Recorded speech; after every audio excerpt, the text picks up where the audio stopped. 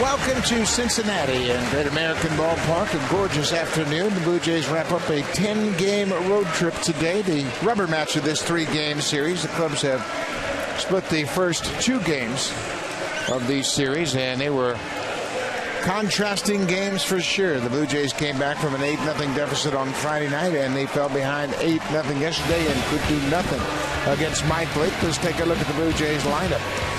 Munenori Kawasaki is leading off. Jose Reyes is not in the lineup after fouling a ball off his leg yesterday, so he is out of the lineup for the time being. Colby Erasmus, since returning, has gone 6 for 16, and he's got a couple of doubles, a home run hit down yesterday here off of Mike Blake, and right behind him. Brett Laurie this season in interleague play has a .346 average, a pair of doubles, 2 home runs, and he's driven in 3, and the offense is going to have their hands full today with Johnny Cueto, the Reds ace. They are in tough against Cueto, quite simply the best pitcher of the National League this year. 15 starts. Look at some of these numbers. 192 earned run average. That leads the National League. Innings pitched 108, which is 3rd. The strikeouts 111, which is 2nd most. Tough to get any hits off of Johnny Cueto. The whip under 1. He just doesn't give you anything when he takes the mound. So Johnny Cueto has really been a terrific pitcher. He's in his 7th season with Cincinnati, signed as an amateur free agent in 2004. And Cueto, the perfect man for the Reds if you're trying to win a series. They have split the first 2 games, as we've mentioned. Cueto is now 28 years old. He signed as a non-drafted free agent in March of 2004. And over the last 5 seasons, only Clayton Kershaw has a better ERA than Johnny Cueto. Kershaw, a .239 earned run average. Cueto, a .277 earned run average over the last 5 seasons. So stingy. He's got 3 pitches that he can throw at any time for strikes. And in the daytime, there's nobody better in the National League with an ERA under 1. As the first pitch hits upstairs, and we are underway. Munenori Kawasaki starting at shortstop for the first time this season. He's in the leadoff spot. Same pitch. This one's a strike. That was the pitch that he was called out on yesterday. That really got the attention of the manager of the Blue Jays, John Gibbons. Johnny Cueto uses that tee-out style delivery as he turns his back to the hitter. That can be very challenging for a hitter. Really just stumbled upon it when he was injured. He was working on it on flat ground. It felt very natural to him. You see him turn the back to the batter. Worked on it down in the bullpen. Started to feel a little bit better. Started twisting a little bit more. And the timing of that can be distracting to the hitter. And then watch the glove there, and all of a sudden the ball's right at you. Kawasaki drives it to left field. Ryan Ludwick is there. 1 down. Cincinnati has the best defense in baseball. They've committed just 28 errors. Brian Ludwick is in right field. Jay Bruce is in left field, and Skip Schumacher is in center. Frazier, Cozart on the left side. Phillips Votto on the right side. They're both Gold Glovers. And Brian Pena, who's the personal catcher for Johnny Cueto, is behind the plate. Yeah, you want to talk about job security? How about this guy right here? You're catching the best pitcher in the National League. Just put down the right fingers and make sure you catch it, and you'll be in the lineup.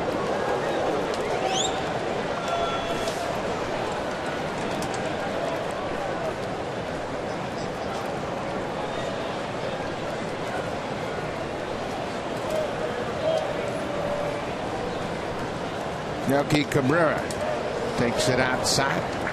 It's 2-0. Cueto, you can see him. He is not afraid to pitch inside. You see that first pitch really brushed Melky Cabrera back off the plate, and then he went right back outside with a fastball. He's got impeccable command. Going to really hit his spots. I think the Blue Jays are going to have to square him up and look for something on the corners. There's another high strike. Marty Foster, the home plate umpire, has already shown Cueto and the Blue Jays he's going to call that high strike. For Johnny Cueto, that can be a problem. You start pitching the Blue Jays up in the strike zone, they're liable to hit some home runs. Cueto's not overpowering. He'll pitch it 92, 93. But then when he throws that four-seam fastball, a little jump to 95, 96. Yeah, that's where he's got something left in the tank. He's also got a great slider and a great cutter. There's that good changeup, and Cabrera strikes out.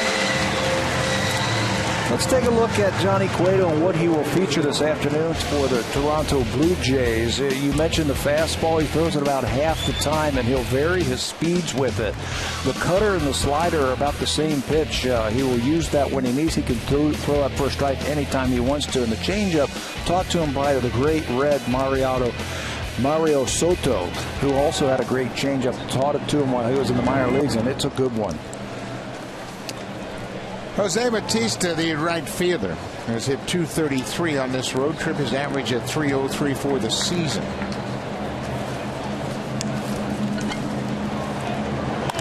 Hits this ball up the middle. That'll be a base hit. Bautista's aboard. A two-out single. Well, the Blue Jays 3-6 on this road trip, and they need to win a series. They have not won a series lately, and you go back to that St. Louis Cardinals series, that's when everything turned south. Yeah, they won the first game in that one. They ran in some tough pitchers to finish off that one. They have run in some tough pitching on this road trip. You got Cueto this afternoon. Mike Leake was outstanding yesterday. Tanaka in New York. We're just going to have to battle it. That's what it's all about. Edwin Encarnacion takes one outside. Edwin has hit .278 on this road trip. He's had 3 doubles and 3 home runs. And there's a pitch right on the corner. A little bit extra on that fastball. Looking at 93, you're right. 92, 93, 91. He'll vary his speeds with his fastball. But what's impressive about Cueto is his ability to put it where he needs to get outs. Already this season, there's that little cutter right there. He has had 4 games where he had double digits in strikeouts. Not overpowering. He's not imposing like Matt Latos was on Friday night, but boy, can he ever pitch. Encarnacion had to reach for that pitch on the outside part of the plate. Just got a piece of it.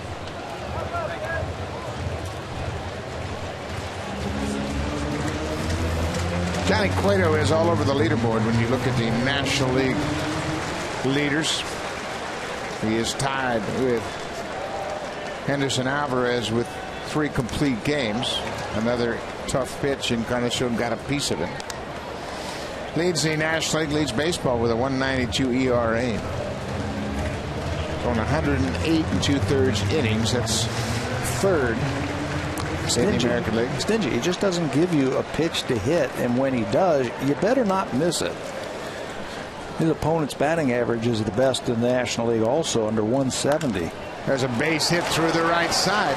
Bautista is going to challenge the arm of Jay Bruce. Here's the throw all the way on the fly, not in time. Joe West standing right on top of the bag made the call. Bautista ran right in the face of Jay Bruce. Encarnacion, a 2-out single. Back-to-back singles by the Blue Jays with 2 outs. If you're going to play them in that shift like they did against Encarnacion, and with 2 strikes, he's going to cut things down, and that's a pitch that's away. Fastball away, and he stayed right with it. Just hit a little ground ball to the right side. It looked like Jay Bruce didn't come hard after that ball, and Bautista challenged him. Jose kind of coasted into second, and he was kind of going to stop at second, and Bruce might have been fooled by that. But Bautista looked like he had third base on his mind from the get-go. So it's 1st and 3rd, 2 outs now for Colby Erasmus. Erasmus hit a home run in the 7th off of Mike Leake yesterday. Erasmus has hit .300 against Johnny Cueto. He's 7 for 23 with a homer. He has picked up where he left off when he went on the disabled list with that hamstring injury. He was swinging a red-hot bat at that time.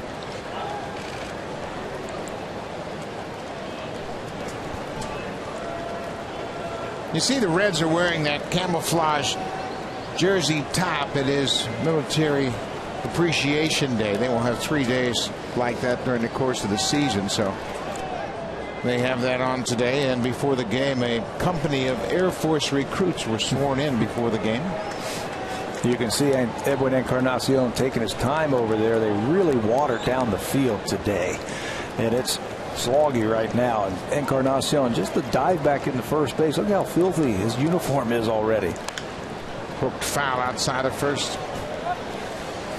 We mentioned Rasmus against Mike Leake. He got a pitch he liked yesterday. Well, it's usually down when Colby Rasmus is taking the ball out of the ballpark. It looked like a pitch that was down right in his swing plane. And hits his 10th home run of the season for the Blue Jays. Their only run yesterday.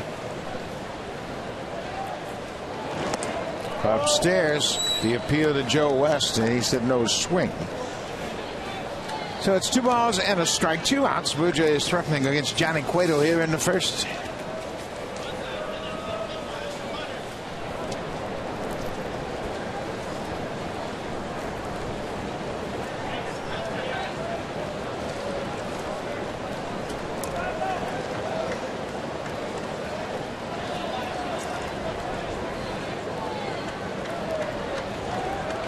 Encarnacion gets back easily here. Tough to run on Johnny Cueto. He's quick to home, and he's quick to first base. Not running here, but looked like that quick move has surprised Encarnacion over at first. High fastball, and Rasmus swings right through it. Just 89 miles an hour, a little cut action on it. It's now 2-2. That's where, if you're Colby Rasmus, you really have to discipline yourself and look for the ball down. Cueto knows that he can throw that high fastball on Rasmus and get him. Look for the ball down.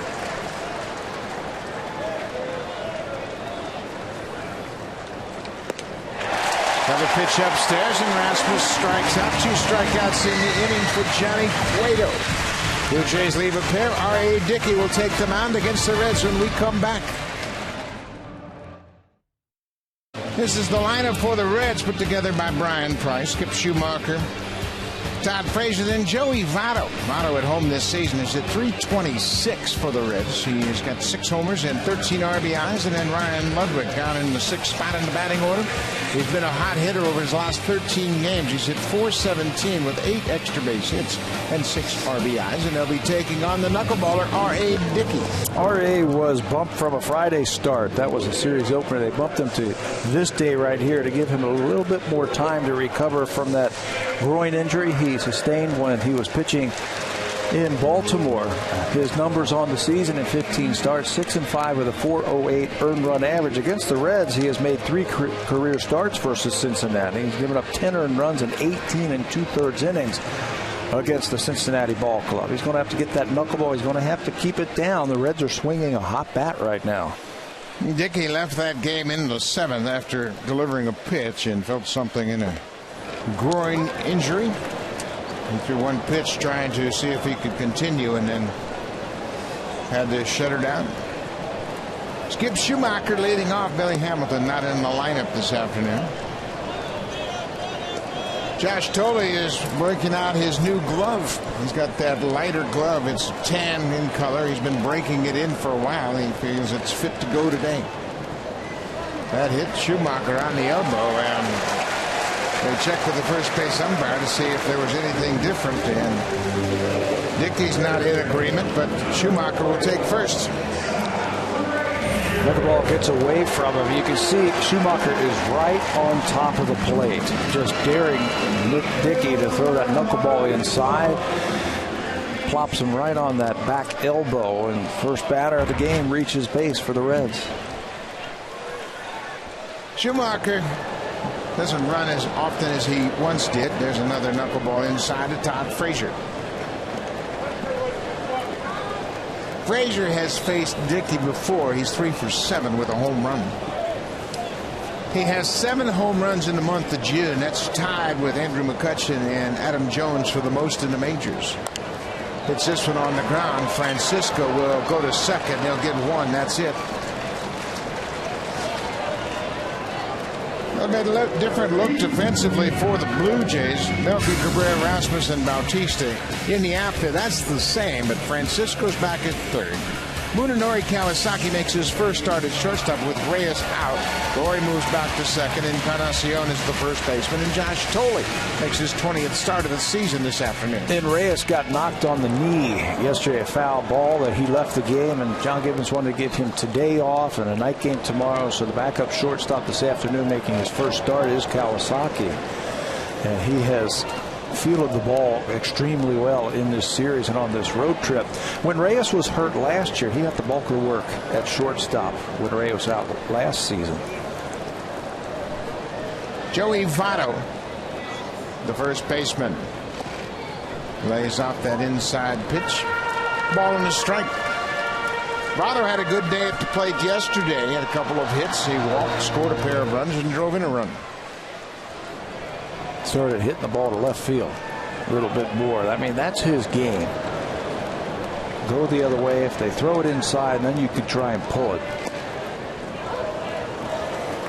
There's a good knuckleball as Dickey appears to have pretty good movement early in this ball game. Yeah, all you have to do is watch the reaction by the catcher. If he has trouble catching it, you know he's got a lot of movement.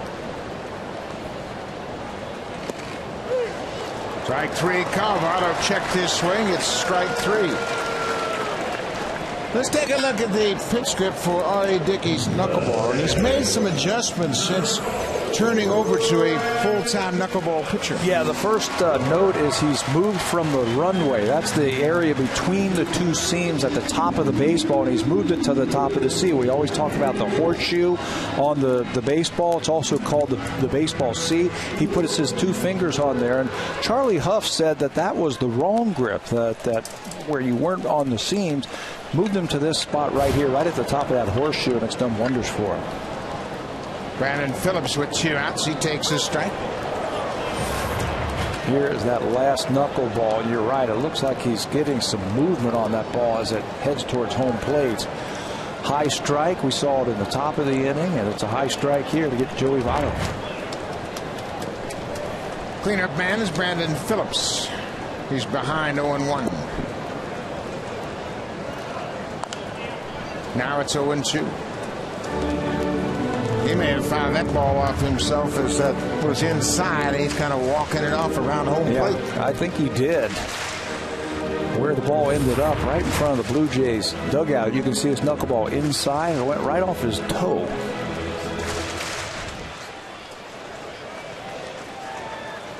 Sure did. Hit him right on the top of that left foot. 0-2, 2 outs. Frazier at first base. Got a piece of it. Knuckleball on the inside part of the plate, and it's moving. See the tumble action, and it's going down. Gets it right off the top of the foot. Tough to hit that one square when it's moving like that. You could see the grip on that last pitch. He was right at the top of the C, just as we showed you on the diagram. There's a weak grounder hit to third, and Francisco's got a good arm. Encarnacion can't dig it out of the dirt.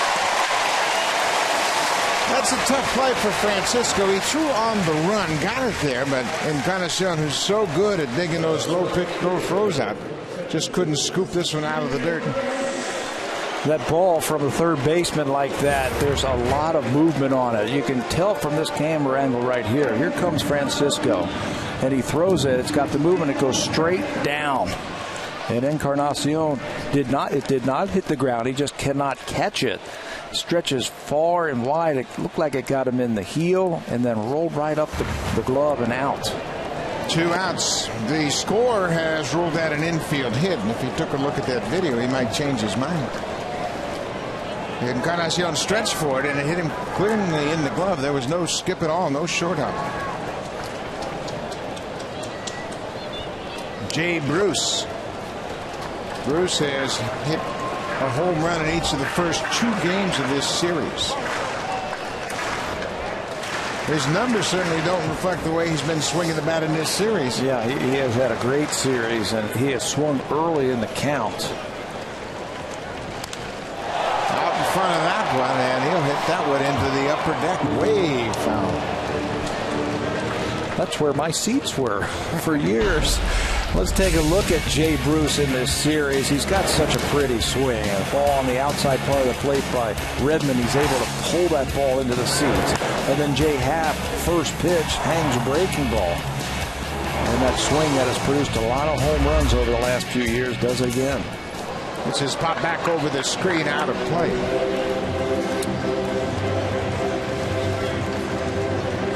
There are the numbers for the series. Couple home runs. He's driven in 3, walked twice.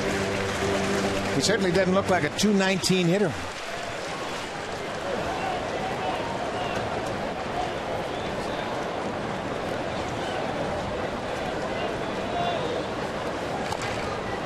Oh, another one hit right down on the front leg. Jay Bruce topped that knuckler. They have looked at the video and have changed the ruling on the Brandon Phillips infield hit. It's been changed to an error by the first baseman Encarnacion, his 8th error of the season. Wow, that one is going to leave a mark right there. Right off the shin. There's a base hit to right. Frazier's around third. Bautista's going to throw to third, and they've got a shot at Brandon Phillips, and he'll be a dead duck. The run scores ahead of the out, so the Reds have taken a first inning lead. Jay Bruce with another RBI. Cincinnati up 1-0.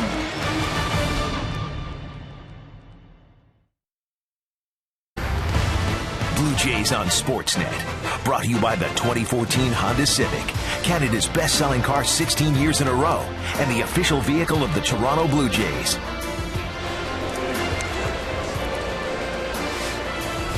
Welcome back to Cincinnati. Brandon Phillips is still complaining about Bautista's throw to third. He was really caught off guard.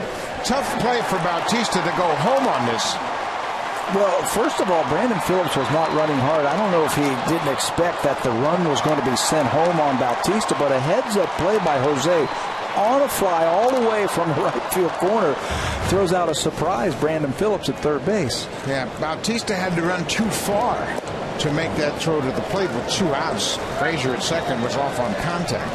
Another heads-up play by Jose picks up his 8th outfield assist. The Reds are up 1-0. Brett Laurie. He gets hit on the hand again. They're calling that a swing. Brett's going to have to come back to home plate. I think they're calling that a swing, and that's going to send John Gibbons out also. If you swing the bat and make an attempt to swing and it hits part of your body, it's a strike. It's not a hit by a pitch. And I think Brett's going to be surprised when he finds out he might have to come back to home plate. The other time he was hit on his road trip was on the left hand. This time it looks like he was hit on his right hand. Mike frosted out to look at the back of his right hand.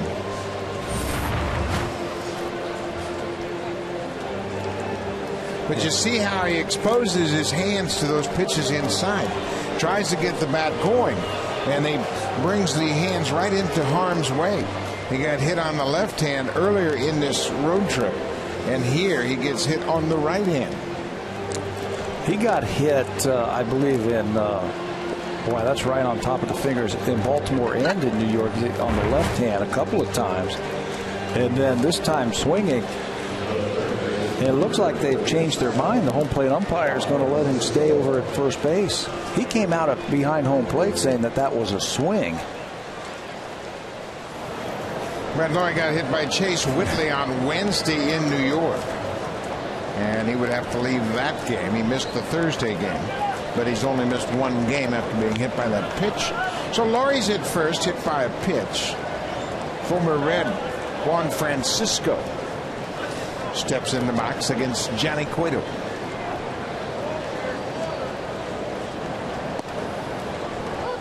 There's a strike that was boxed up by Brian Pena, the catcher.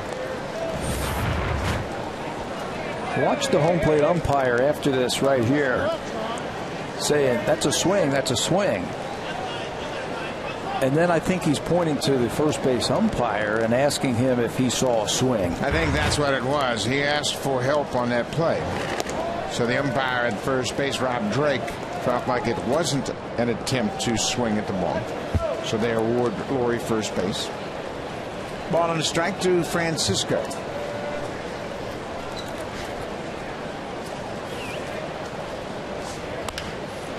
There's a fly ball to right. Jay Bruce coming in. He makes the catch.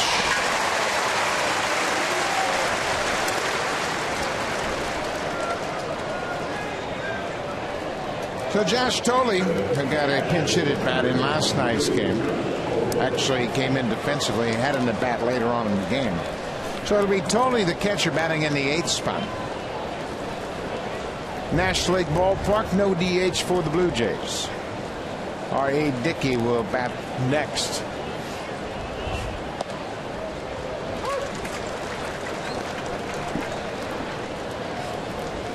That's tough if you're the Blue Jays trying to do anything offensively in this situation with the pitcher on deck. Can't really hit and run. Tough to steal on Johnny Cueto. And just not much you can do. So you just, as a hitter, you want to get on base and then let the pitcher bunt both of them in the scoring position. Ball on his strike.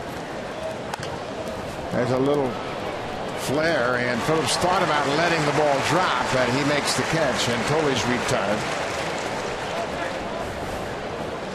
Johnny Cueto is baseball's best in several categories, and you see where he ranks in the major leagues. He's first in ERA, first in opponent's batting average, first in WHIP. Runners per 9 innings, he's allowed just 7.9. And opponent's OPS just over 500. He's had a remarkable start to his season, and the unfortunate thing for Johnny Cueto is he's 6-5. Yeah, his first 9 starts were as good as anybody in the history of baseball, through at least 7 innings in every one of those starts. And at the end of those 9 starts, his record was just 4-2. They've blown 3 games for him while he was in the game, and then when he came out, the bullpen has coughed up 3 wins for him. Ball on his strike, and Dickey may have forgotten he's going to hit.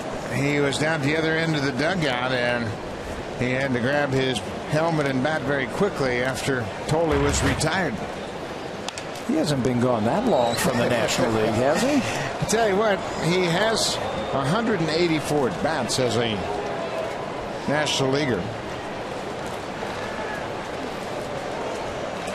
Last year he went 2 for 6 for the Blue Jays. He had a double and drove in a run. Taps this one back to the mound. Johnny Cueto will tag out Dickey, and that'll end the inning. The Blue Jays get Brett Flory on base. They strand the base runner. Cincinnati has a 1-0 lead. Got some more bad news. Brett Flory has been taken out of this game. During the break, George Poulos was checking on Brett Flory on his right hand. Luis Rivera is there, and you can see when Poulos touched the area where he was hit, he had a lot of pain, so George pulled the plug and said, we got to get this checked out. So Laurie is out of the game for the second time on this trip, and Steve Collison has come in to play second base. Wow. Unbelievable. He's been hit so many times on his hands. And you were just remarking in between the break right there that you're surprised that the injury isn't more severe, that he might have broken his finger. Yeah, he had that back and it hit on the top of his knuckles on his right hand. And obviously when you get hit in the hand, bones are so close to the surface that you can suffer a fracture. He had a broken hand in 2011 in the minor leagues. He was going to be called up earlier that season, broke his hand, and didn't join the team until August. Ludwick takes a strike. One more look at the pitch that hit Laurie. Fastball inner half. He starts to go after it, and he just can't pull his hands back. And you see right on top of that finger and the knuckles right there. Felt that one. There's a base hit into right center. Bautista over to cut it off. Brian Ludwick, the left fielder, with a leadoff single here in the second.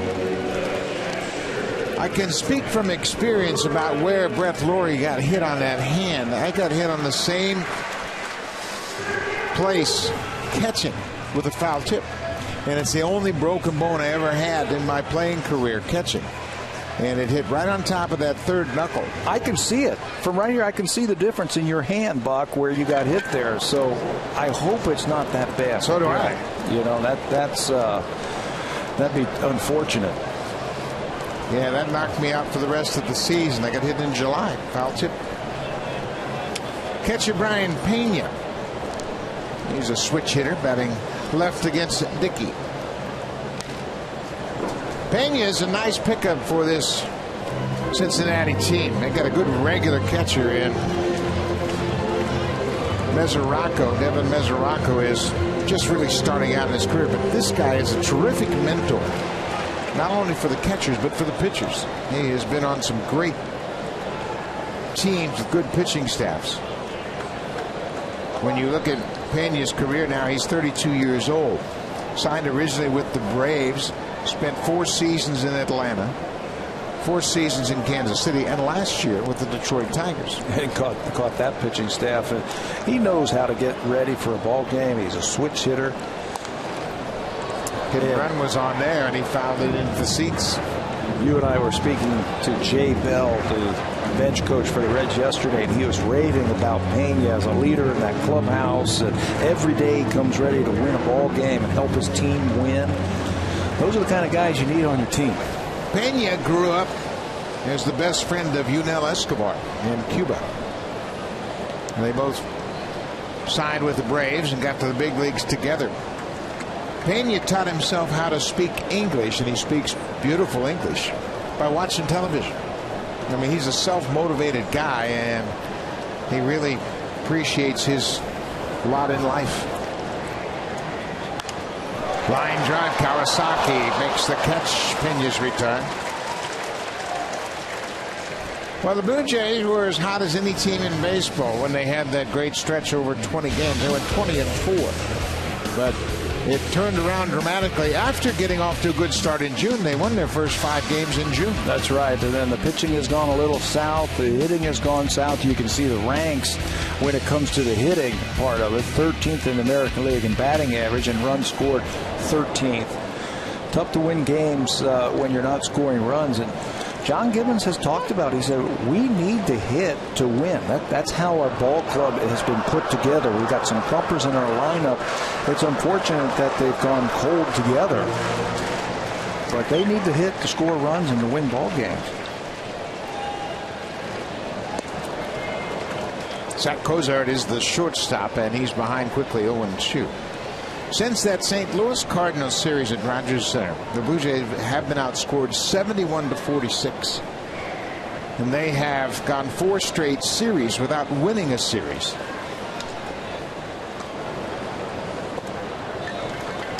And you know what, as much as you talk about the pitching got off to a great start because the team was scoring about 7 runs a game. And now the pitching isn't that shutdown type of pitching that can overcome a lack of scoring. As a drive deep to right, Bautista quickly back. He reaches out to find the fence. He had plenty of room and makes the catch. You know, and it's surprising how the offense has gone a little south right now. The Blue Jays built with a lot of power, but they have other ways of scoring runs, not just by the home run. So that's been a little bit of a mystery over the last couple of weeks. Francisco was hot. Encarnacion has been hot and cold. Colby Rasmus back off the disabled list. He's swinging a hot bat. What you want to do is you want to get about 4 or 5 guys all hot together. Bunch them together in that lineup. Then take your chances. Johnny Cueto is 4 for 34. He doesn't have an extra base hit. And now he's behind 0-2.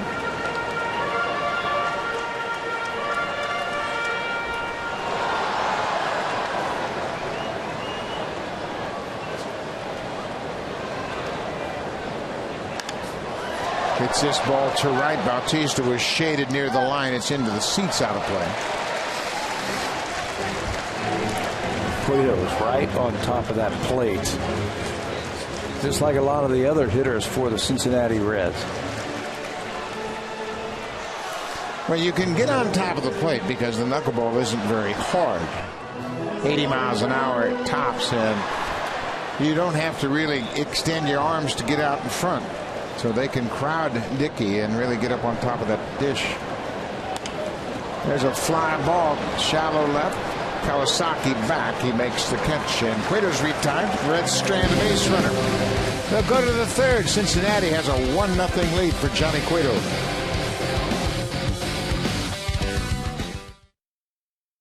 Sportsnet.ca cover every angle of the Toronto Blue Jays. Breaking news, photos, videos, and tweets. A one-stop shop for everything Blue Jays. The Blue Jays Rundown. Only on Sportsnet.ca. Jay Happ is featured in the Rundown today, talking about fifth starters. Jay Happ had a disappointing outing here yesterday as he lasted just 4 innings, and it unraveled quickly after getting 2 outs. He walked 4 batters in the first inning and never really recovered. Started nibbling on the corners, and the Reds were not biting. He ended up walking 4 in that first inning. Threw 99 pitches in 4 innings. I can remember Pete Rose in spring training standing at the top step, and one of my pitchers with the Royals was nibbling, and he was screaming, "Fish ain't biting today." He competed every minute he was in uniform. They weren't biting yesterday either, I'll tell you. Fish aren't biting. Top of the order, Munenori Kawasaki starting at shortstop in place of the injured Jose Reyes. Reyes is not believed to be serious. He fouled the ball off his leg yesterday and will probably be back in the lineup tomorrow. So the bench gets a little bit shorter this afternoon. Steve Tollefson is into the game in replacing Brett Lawrie, so now they just have 4 players on the bench and probably stay away from Jose Reyes. And Lynn can only pinch hit. He's been lifted for a pinch runner each of his 2 appearances here in this series.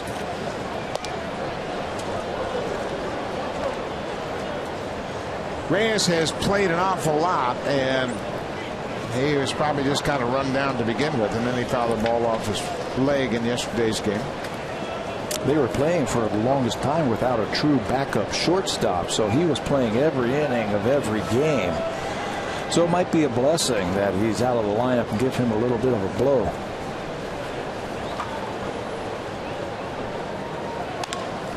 Kawasaki pulls it to Joey Votto, who misses Johnny Cueto. Threw it right behind him. Votto really threw it quickly, and there was no need to throw it that quickly. You are absolutely right. He had plenty of time to take his time, set his feet, even crow hop just a little bit so he can be a little bit more accurate with that throw. He caught it and threw it flat-footed. Johnny Cueto, the pitcher, is taught to get over to the line and then come up the line and get the good angle. You can see Votto catches it and throws it flat-footed.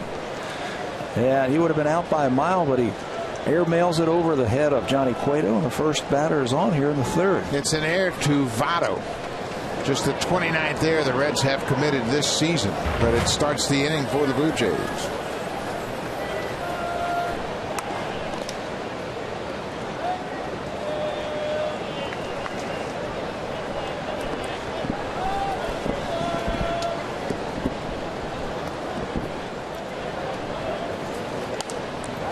Melky Cabrera fouls it back into the crowd. Cabrera struck out on a good Cueto changeup his first time. Melky just under 300 for the season.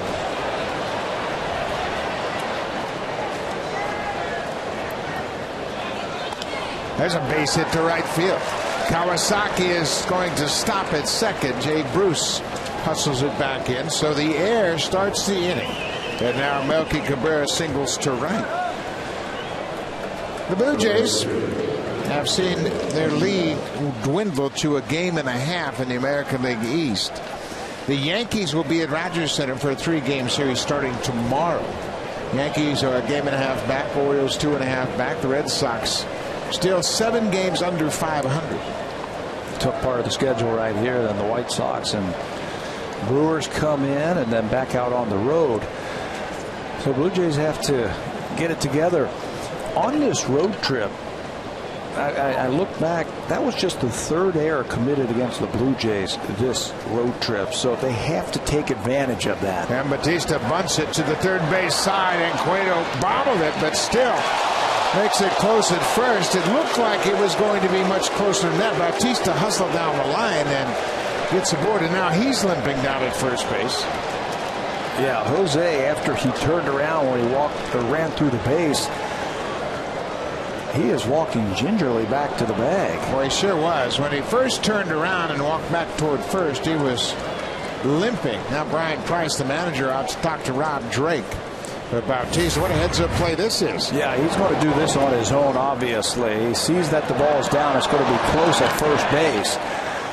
And he hustles down there. You see him grimace just a little bit. I don't want to speculate, but is that a hamstring or a back or something like that? You can see him. That is very gingerly walking back to first base. I don't know if he jammed something when he hit the bag right there.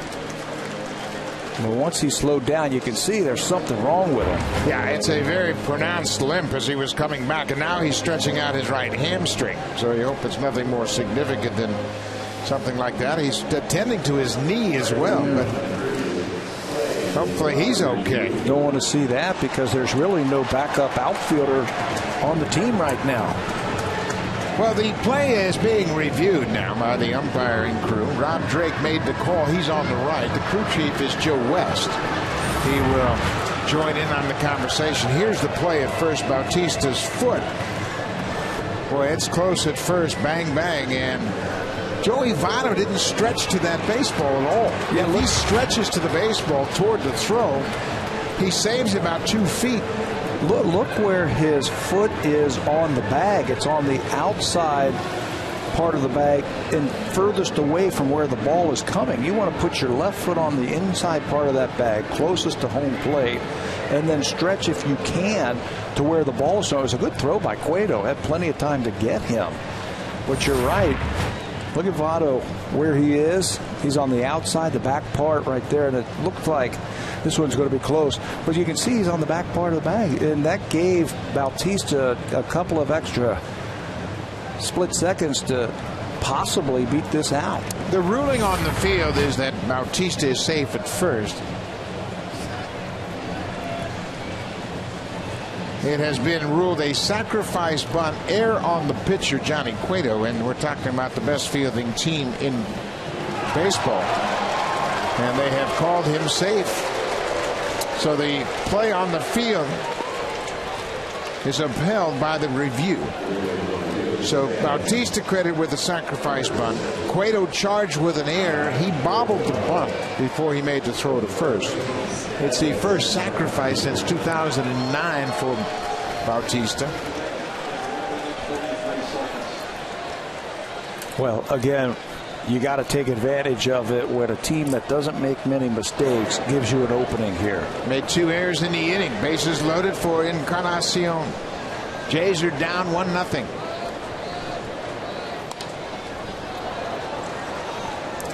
Edwin with a 2-homer game Friday night. 2 home runs. He drove in 6 against his former team. Well, if you're the Blue Jays, I don't think you could ask for a better guy at the plate. He's driven in your most runs this year.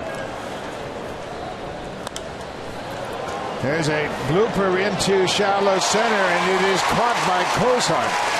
Well, what a nice play by the shortstop. He never gave up on it. Got back deep enough to make the catch. He was stationed at double play depth, so he was in just a little bit. I didn't think he had any shot at making this play off of Encarnacion's bat, but he didn't give up. Ran that one down, and all the runners have to hold. Good play by Cozart. That's the first out of the inning. Now the double play is in order. Colby Rasmus struck out his first timer.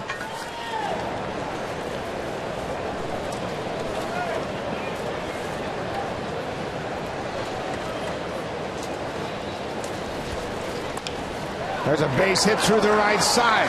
Kawasaki's in to score. Cabrera's being waved home. The throw is offline and late. And Colby Rasmus has given the Blue Jays a 2-1 lead. Going after the first pitch, he hooked it through the right side of the infield, and they cash in 2. When you're up against a tough pitcher like Cueto, he throws you a strike, you better be ready to swing it. And the way Colby's been swinging, he's been hot. He hasn't been trying to do too much. He punches this ball through the right side, pulls the hands through, and gets enough of it to get it into right field. And the throw was offline by Jay Bruce. They had a shot at getting Cabrera, and now Bautista's going to walk off the field. Something's not right with him. Yeah, and we saw him go down the first base line.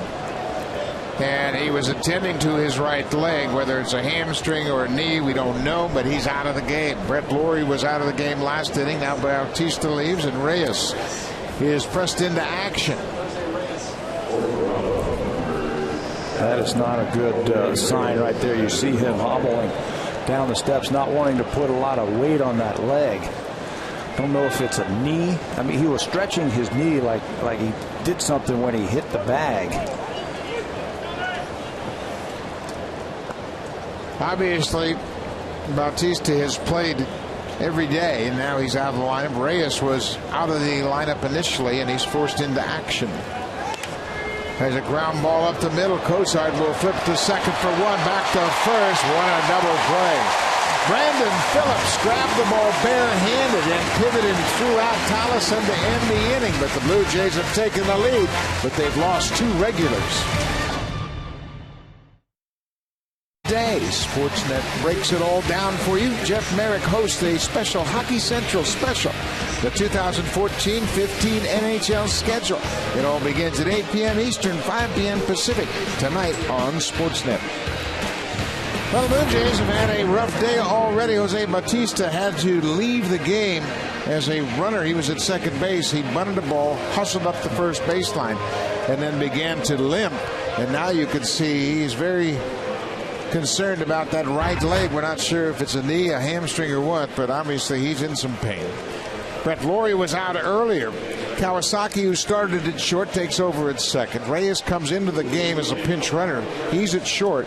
Tolleson, who was at second in place of Brett Lawrie, goes into right field. And the phone lines are burning up right now if you're the Blue Jays, thinking about tomorrow.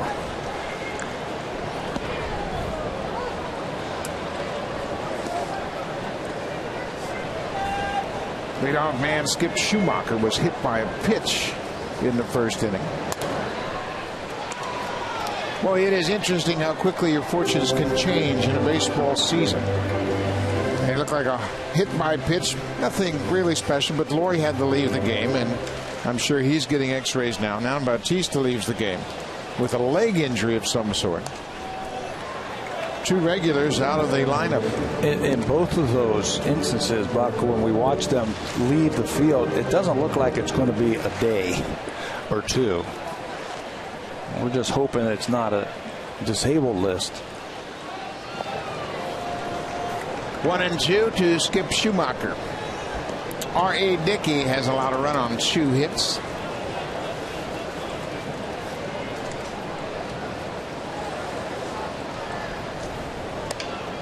There's a bouncing ball to second. Kawasaki quickly to first. 1 down. Dickey's run is unearned. An error by Edwin Encarnacion. He dropped a throw from third base, contributing to the first inning run. The Blue Jays have made 6 errors on this road trip. They had played pretty good defense, and they made 3 errors here on Friday night. But 6 on the trip. This is the 10th game of this road trip.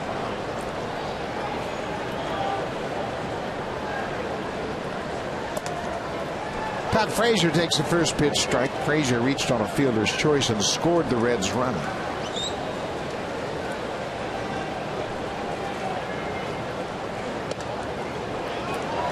Looks like Dickey's knuckleball right now is really dancing.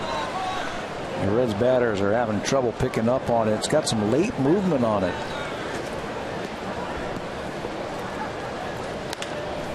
Ground ball to first. Easy play for Encarnacion. 2 down. Well, the Blue Jays really need a strong effort from R.A. Dickey. They've had a couple of short starts in this series. An inning and 2/3 on Friday night, 4 innings yesterday afternoon, and Dickey's got to pitch deep. He got into the 7th inning his last time out. With 2 outs, he had to leave the game with a leg injury. This is the 8th day since he last pitched, so he's had extra rest. I'm with you, too. 5 relievers on Friday, 2 more yesterday. Rasmussen did a great job yesterday, giving John Gibbons 3 innings out of the bullpen, and then Loop a very clean 1 inning of work. We spoke to Rob Rasmussen this morning and commended him for a good outing, and he was asked to give him 3 innings. He hadn't done that this year. And he didn't use that as an excuse. He said, I just made a couple of bad pitches in that third inning. I asked him if he was getting tired towards the end of that last inning. He said, no, I just made some bad pitches. And really just made the one bad pitch, the home run, to mess up his outing.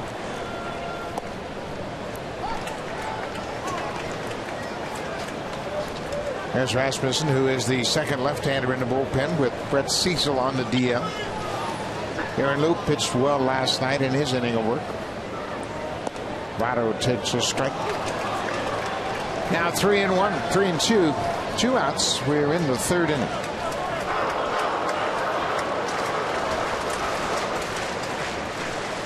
Cleanup man Brandon Phillips waits on deck. Votto takes ball 4. 2-out walk. Let's check in with Jamie Campbell.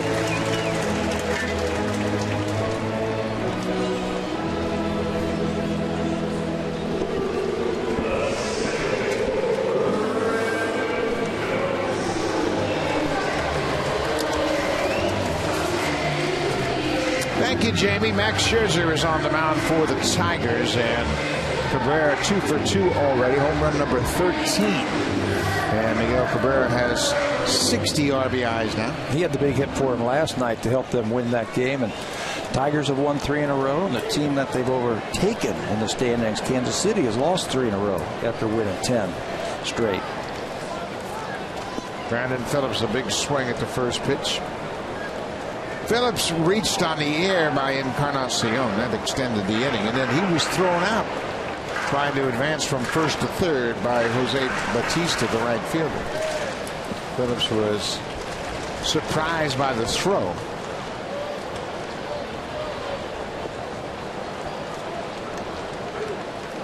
He mentioned the Royals have lost 3 in a row. Kansas City's loaded with young players, and it takes a while to get the feeling of being in first place. And you get up there for a while and you see it slip back, and now you got to regroup and put together another charge. And they used to say you got to knock on the door first before you kick it in. Another ground ball to third. Francisco looks at second, and he'll get the force there. The inning is over. Reds strand the base runner. We'll go to the fourth. Blue Jays have a 2-1 lead. The Tuesday, July 1st, the Blue Jays will take on the Brewers. It's a 1:07 start. Come on down early and enjoy the pregame festivities happening outside Rogers Center. There's 20,000 fans will receive a Blue Jays bucket cap. Call the Jays at 416-341-1234 or log online at bluejays.com to get your tickets for Canada Day. Come on out and celebrate by watching the Blue Jays take on the National League Central leading Milwaukee Brewers. It all starts at 1:07 p.m. Blue Jays will have a couple of day games next week. The Canada Day game, and the following day on Wednesday will be a day game. So you have a chance to come on out and watch open air baseball on Canada Day. Blue Jay fans in attendance, as they always are when the Jays are on the road. And we saw a lot of fans out and about last night in downtown Cincinnati, having a good time. Got the blue jerseys out there in enemy territory, and they're proud of them. Proud of their Jays. Tell you what, the Reds fans have been terrific hosts. I've heard nothing but positive things from the Blue Jay fans about their stay here in Cincinnati. Well, would you expect anything less? That wouldn't surprise you, being a native. Not at all. There's a slow breaking ball, and Francisco can't pull the trigger. That's the third strikeout for Johnny Cueto. Put that one in the memory banks right there, because you're going to see more curveballs the next few times you're up against Cueto. He just can't pull the trigger on that curveball. Messes with his timing, and he's out number 1 here.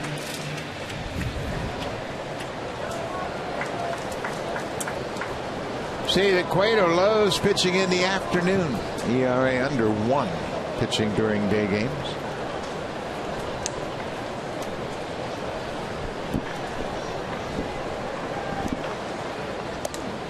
Josh Tolley takes it inside. Tolley popped out to the second baseman his first time out.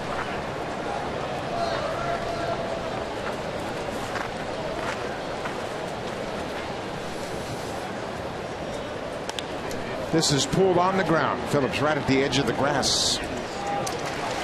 2 down.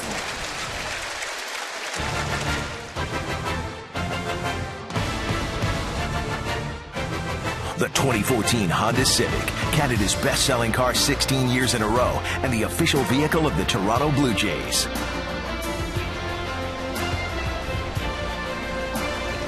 Great American Ballpark, and right to the right of that shot is the Reds Hall of Fame. It's a terrific museum that really highlights the great franchise of the Cincinnati Reds.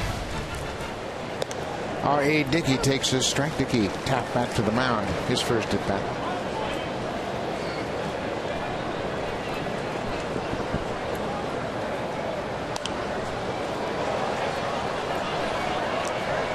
Dickey is a career 184 hitter. He has 36 hits and 196 at bats coming into this game.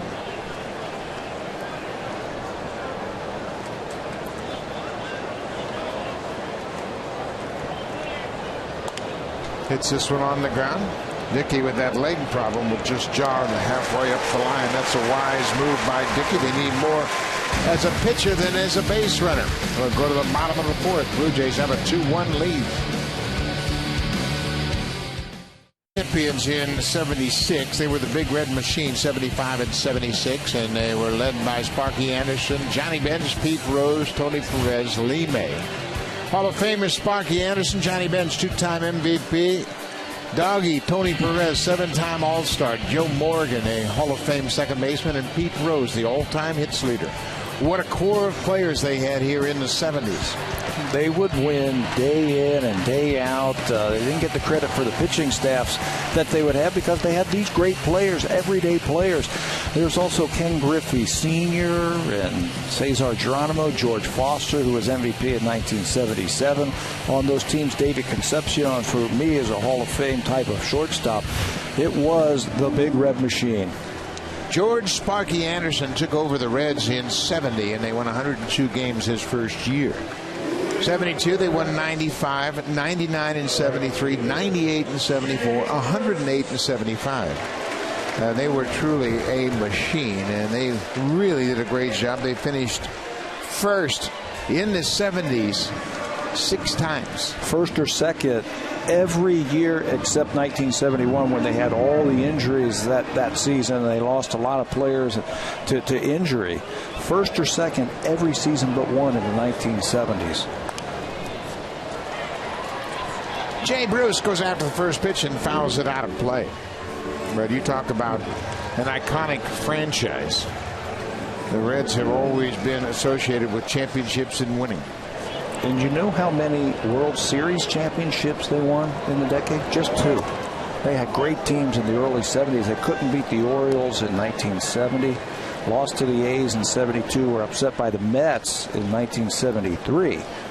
Didn't win their first World Series championship of the decade until 75, that outstanding series against the Boston Red Sox. Of course, that is really the signature moment of that World Series was the Carlton Fisk home run, and they lost. And they lost that game. That's right. 0-2 to Jay Bruce.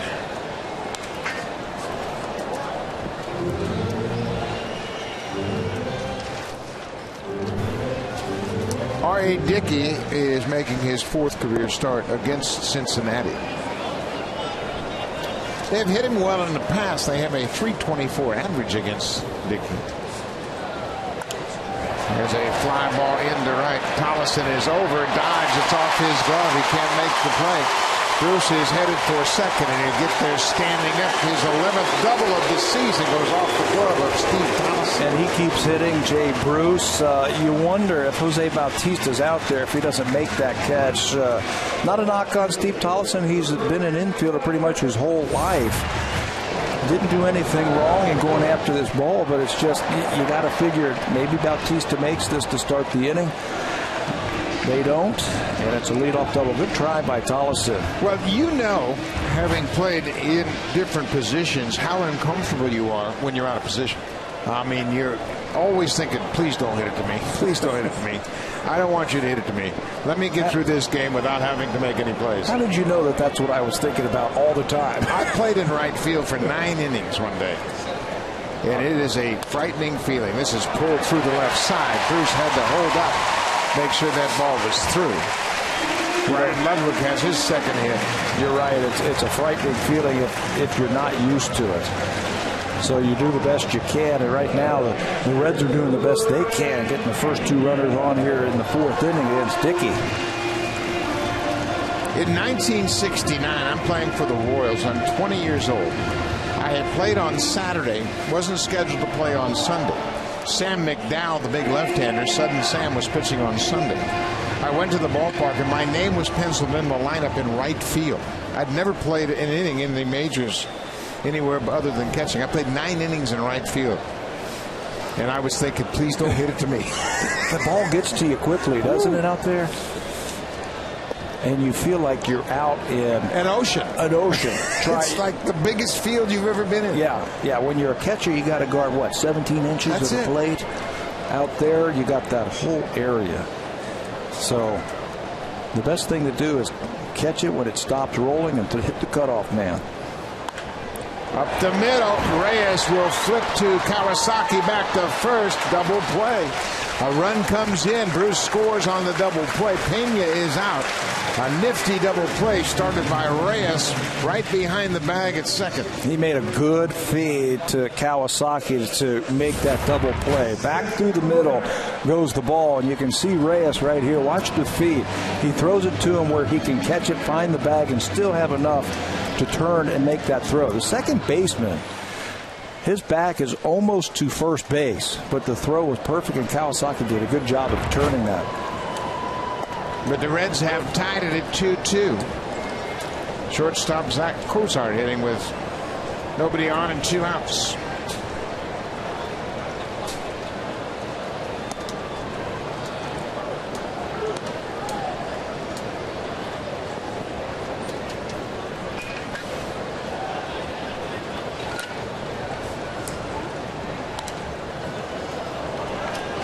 Ball on a strike.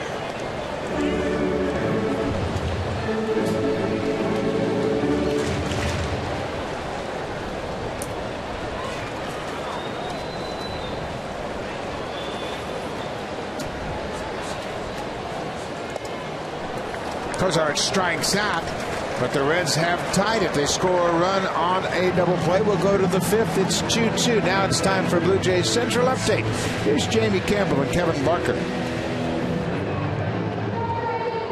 That's well on this road trip, and it's reflected by their 3-6 record. But you can look to a couple of starts that they have had to deal with. Johnny Cueto here this afternoon, and Masahiro Tanaka Tuesday night in New York. 2 of the best in baseball. Yeah, if the season ended today, those 2 would win the Cy Young. 1 in the National League, 1 in the American League with these outstanding numbers.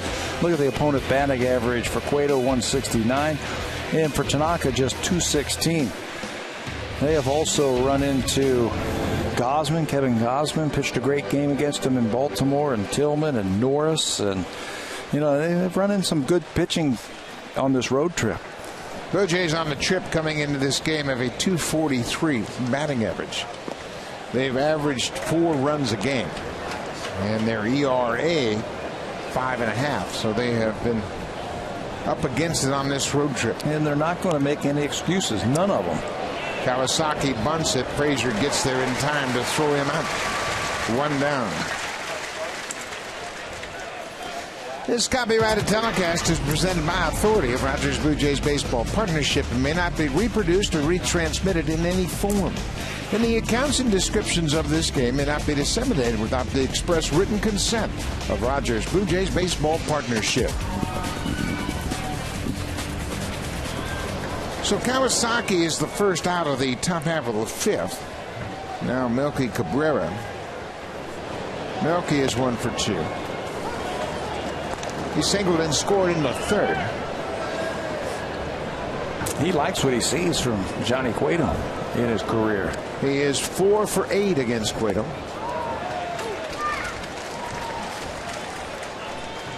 No sense guessing with Cueto because he's got too much in that arsenal to get you out. Just see the ball. High fastball, and Cabrera strikes out. A little bit extra on the heater from Cueto. That's what he does. He'll pitch at 91 or 92, but if he needs to reach back for a little something extra and get it up to 96, he can do that. That time he went upstairs to get Cabrera. 4 strikeouts for Cueto.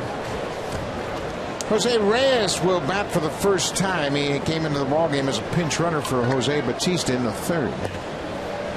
Reyes has had a tough road trip. He homered against Tanaka on Tuesday night, first pitch of the ballgame. And then since that, he has gone 1 for 22 with 4 strikeouts. So he has had a tough road trip. They have just stayed away from him also. Everything away against Jose.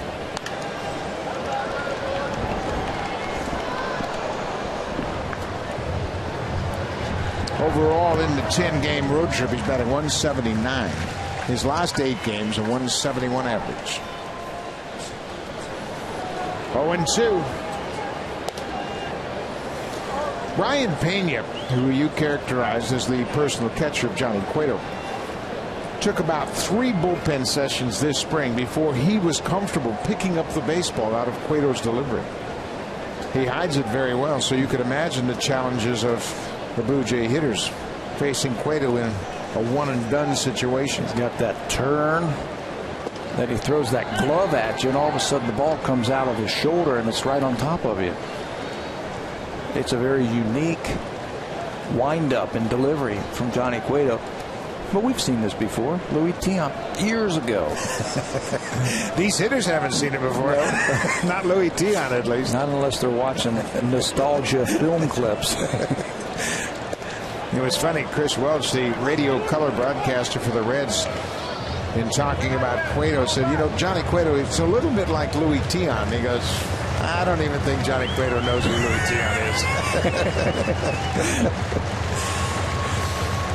But for some of you longtime baseball fans, you'll see the similarities with Cueto in that delivery where he turns his back on the hitter.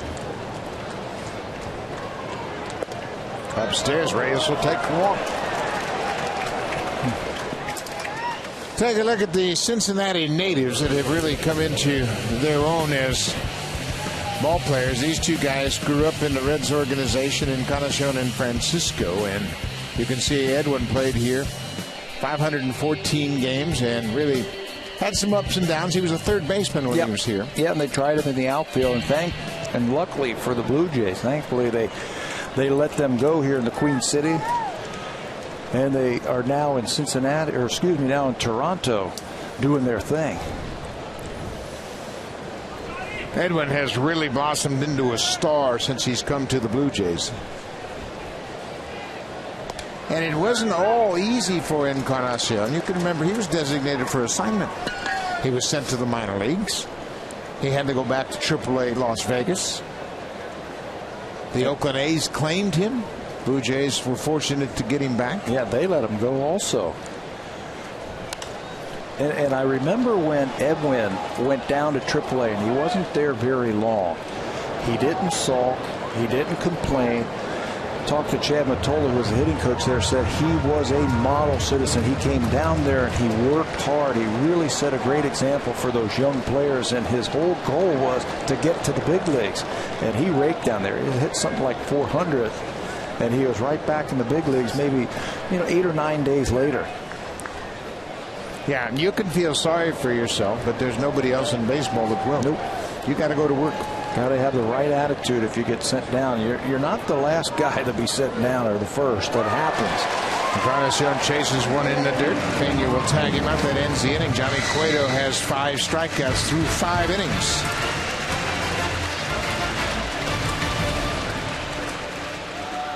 Our game is Tuesday, July 15th at Target Field in Minnesota.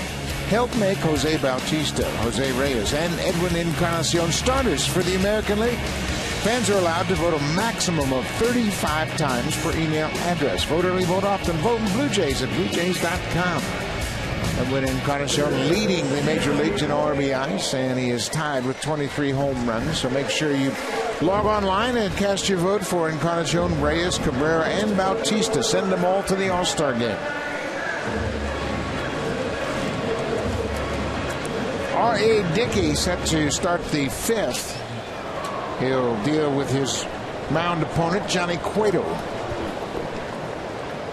Cueto taking all the way. Doesn't look real interested in swinging the bat, does he? I think he really had an idea that he wanted to bunt. Let's see. He's going to bunt that one. And he gets it down in a good spot, and he ends up with a base hit. Boy, you talk about a decoy. Looked like he was just up there, and he was going to take another strike, and he popped up a bunt right in front of the second baseman, and Dickey made a desperation swipe at it. But Johnny Cueto gets a base hit. Boy, he lulled him to sleep on the first one, and then the second one, he just pushes it out there and sprints down the line. What a play by Dickey to try and get the runner over at first base. Just shovels it over to Encarnacion, but Cueto, lulling the Blue Jays to sleep, gets an infield hit.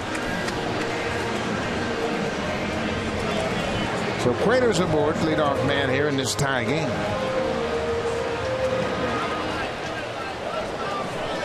Skip Schumacher was hit by a pitch and grounded out.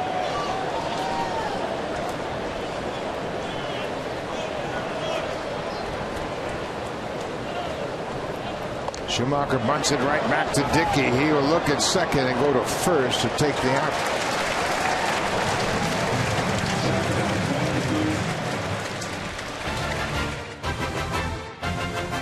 The 2014 Honda Civic, Canada's best-selling car 16 years in a row, and the official vehicle of the Toronto Blue Jays.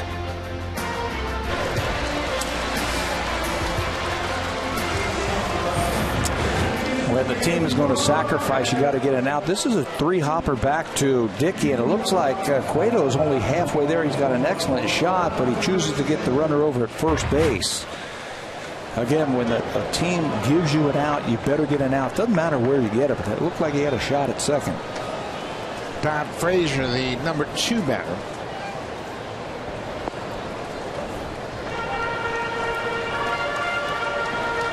Frazier's 0 for 2 so far. 16 home runs for the Reds' third baseman. He might be destined to go to the All-Star game. He's had a fine season, and he's one of these young Reds that's really starting to develop into a premier player. Yeah, he's got 42 RBIs also, which is pretty impressive. Leads the Reds in homers, RBIs, and runs scored. This is a deep drive to right. Tollefson back on their track. This ball is gone. An opposite field 2-run home run for Todd Frazier. The home run ball continues to plague R.A. Dickey. You can see Frazier had to slow down. It looked like Johnny Cueto hurt himself running around the bases. And he's hitting his right hamstring that suggests maybe he strained a hamstring on a home run trot. Maybe he didn't think that ball was going to get out. And there's some concern as he enters the dugout. The knuckleball by Frazier. He's hitting the ball hard to right field, and this time sends one to right. It just takes off. And there's a base hit for Joey Votto right behind the home run. Let's take a look at Cueto at first base. The ISO. He's at second base. He's not real sure. Now he takes off and sees that it's a home run. Maybe he was just breaking it down just a little bit, save some energy. Looked like he was grabbing his right hamstring. The trainer is checking on him right now. Jeff Pico is the pitching coach. He too is concerned with Johnny Cueto. Watch him at third base there. Yeah, he felt something in that right leg, and then he started to hobble around third, and he stops. So there is a concern with Cueto.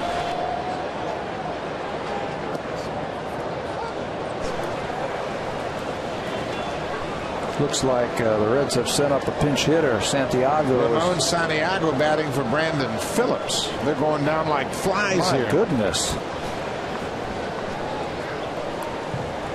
It's a hot afternoon. It's not that hot. Well, we're in the shade, and we've got air conditioning in the room.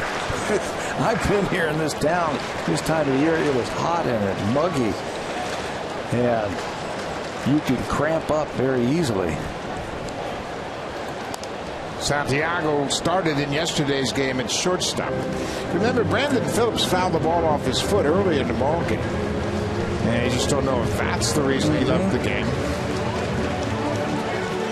But Santiago was the starting shortstop in yesterday's game. He finished up 2 for 4 in that game and scored a run. And he is called out on strikes. You know, Buck, watching that replay of Cueto, didn't look like he did anything to pull his hamstring. Maybe he just got a little bit of a cramp or a Charlie horse or something in that lower leg. It certainly wasn't going fast enough to make you think that he hurt it. Pulled the muscle. Between second and third, though, he felt something and almost walked home. Jay Bruce had a perfect start to his day, 2 for 2. RBI single in the first and a double as the leadoff man in the fourth.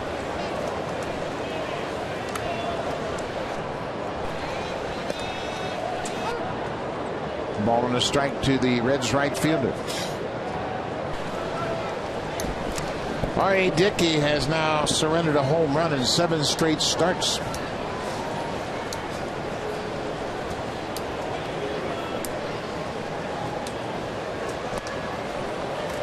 This is a very difficult pitcher's ballpark. That was a fly ball. I mean, no getting around it. It was a fly ball to right field that just carried into the first row.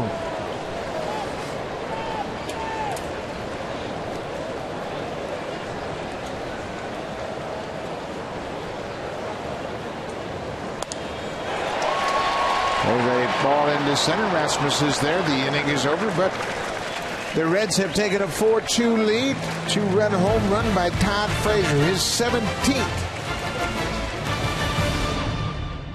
run yesterday off Mike Leake leading off the 7th, and Rasmus has 10 home runs, and it looks to me like he likes it down and in. Yeah, he is a low ball hitter, that is for sure. Fastball, slider, curve, it doesn't matter if it's low, below that line in the middle of that box right there, he can hit it hard. Now, we saw Cueto pitch him fastballs up his first time up, and Rasmus struck out, and then he singled. He didn't wait for anything to get up in the strike zone. So Rasmus loves it down low. We'll watch Cueto see if he climbs the ladder on Colby in this at-bat. He struck out Rasmus on a high fastball in the first inning, and then gave up that 2-run single to Rasmus in the third. Well, we got a lot of substitutions going on. Santiago pinch hit for Brandon Phillips. He takes over defensively at second base. The Blue Jays have lost Red Laurie and Jose Bautista to injuries, and we have not been updated as to their status or the nature of their injuries. There's Santiago at second. He was the starting shortstop yesterday.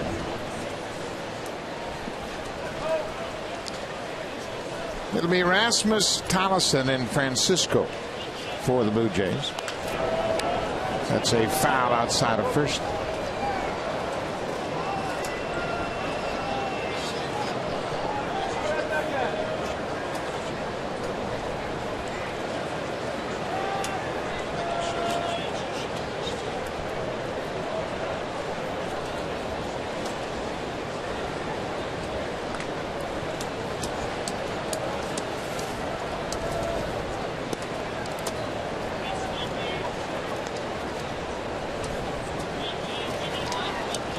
Ball on the strike to Rasmus, leading off the top of the 6th.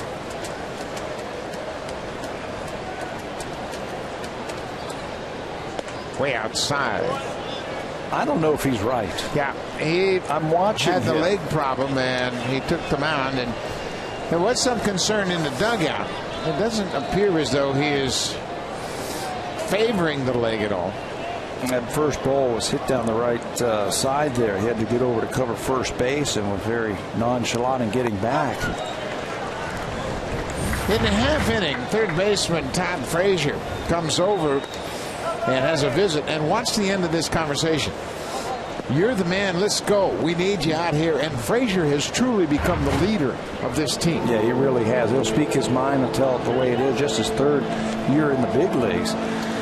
Yeah. It's like, Johnny, you're our number one guy. If you're not hurt, take us to the promised land. We need you.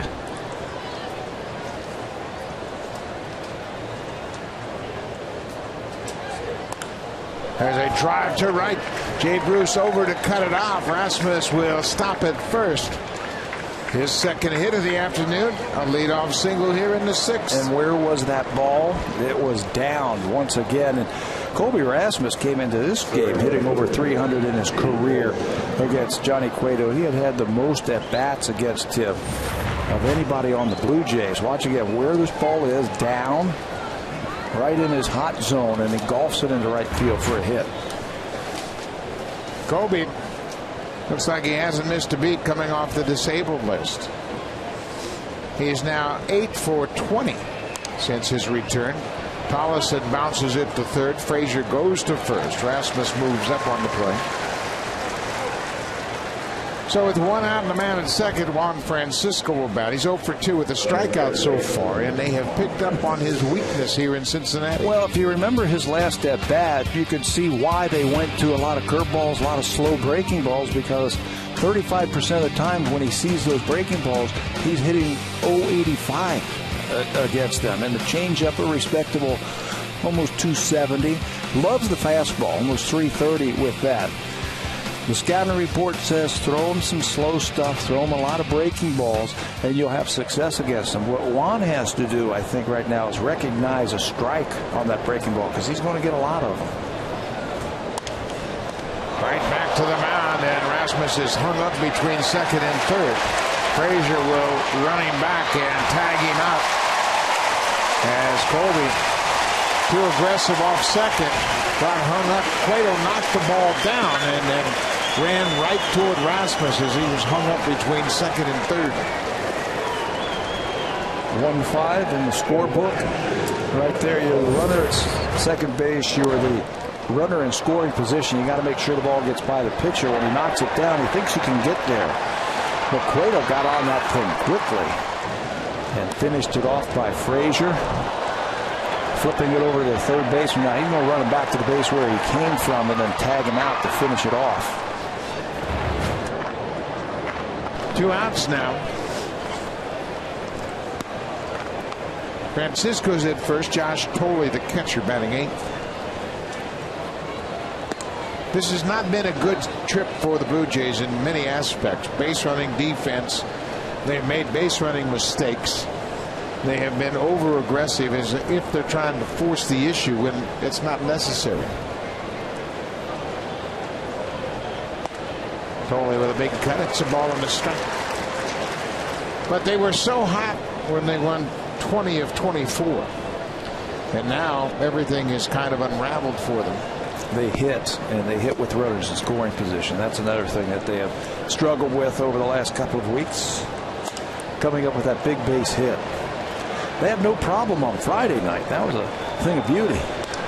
Well, it was almost as if there was no pressure because they were down 8-0. And they just went up there and had good at-bats. And it wasn't as if they were saying, okay, we got to get a hit now. They were just kind of letting the game come to them. They had 9 walks in that game. Yeah. So Cincinnati contributed to that dramatic comeback.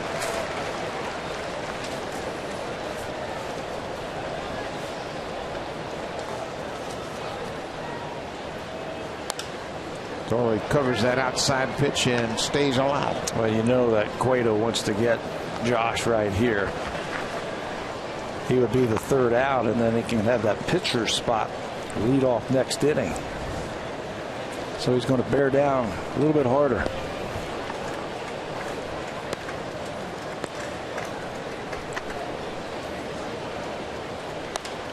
Ground ball. Frazier at third will go across the diamond. Cueto is out of the top half of the 6th. He's got a 2-run lead, 4-2 Cincinnati. And are now available for free. It's Sportsnet Magazine's 2014 Stanley Cup Digital Edition. Go behind the scenes of the Kings' victory with photos, stories, and more. Get the free edition for your tablet now at sportsnet.ca. And we want to remind you that the NHL schedule will be released today, and Sportsnet will break it all down for you. It all starts tonight at 8 p.m. Eastern Time. The 2014-2015 NHL schedule comes out today, and Sportsnet will break it all down. R.A. Dickey back to start the 6th. Came out of his last start at Baltimore, going 6 2/3. He had a leg issue, he had a strained groin, and came out of that game. So he got extra rest into this start. It has been 8 days since he last pitched. That was on Saturday at Baltimore. Had a good outing, 6 2/3. He allowed 3 runs, 2 earned runs on 6 hits.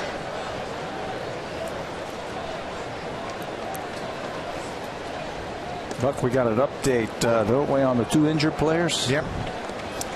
Brett Lawrie, x-rays have shown a fractured right index finger, and you were right, it was on that finger. So he will be going on a disabled list. As far as Bautista, he has hamstring tightness. They will evaluate him once they get home to Toronto. So disappointing news for the Blue Jays. They have injuries to 2 of their regulars, and Brett Lawrie obviously is going to go on a disabled list with a broken right index finger. He homered here the other day. He set a career high with his 12th home run. He was starting to hit the ball with a little bit more authority and power, and that is bad news. Brian Ludwick strikes out. Let's check in with Jamie Campbell.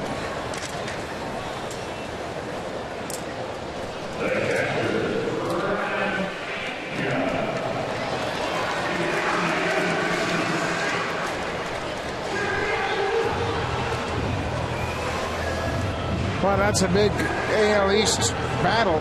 Baltimore in New York. Tillman against Tanaka. And Chris Tillman, young right-hander, has been staked to an early lead. Jonathan Scope, his 6th home run of the season, his 20th RBI. We saw the last time out, home run didn't phase Tanaka one bit. He gave up a home run to Jose Reyes on the first pitch of the ball game and beat the Blue Jays 3-1. That was on a fastball, and you know what he said? Well, I don't have my fastball today. I'll go to my other 6 or 7 pitches and see how that works. Yeah, I'm going to shelve the fastball for a while. Sure enough, it worked. Brian Pena, the switch-hitting catcher, has gone 0 for 2.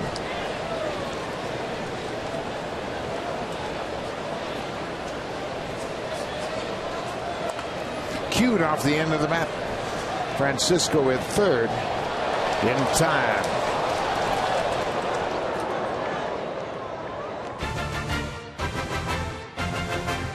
Canon's Best in Glass sales event. Performance cameras and lenses at the season's best prices. Visit canon.ca/bestinglass.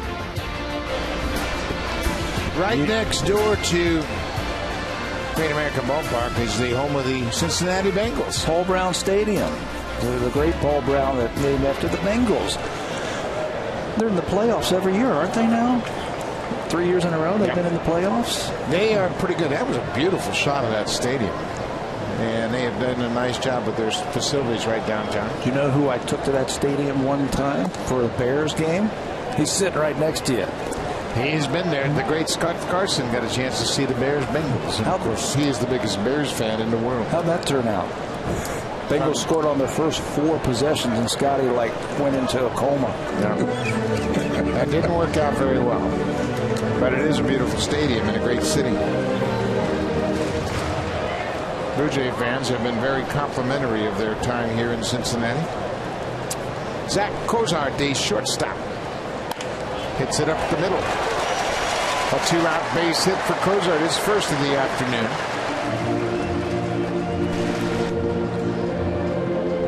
Eight hits now for the Reds. Look at who's on deck. Nobody. Johnny Cueto is late coming to the party. Well, pitchers will have a tendency of sitting in the dugout as long as they can. It's surprising that opposing teams don't demand that they stand out there. Yeah. Just you have to have a man on deck. Well, just sit down in the dugout in the shade and stay cool. If the guy makes it out, just pick up your glove and go out and pitch. If he gets a hit, then you got to go to the bat rack, find your bat, get your helmet, and take it up to the plate. 2 outs. Cueto had a bunt single and came around to score on the home run by Todd Frazier. That was in the 5th.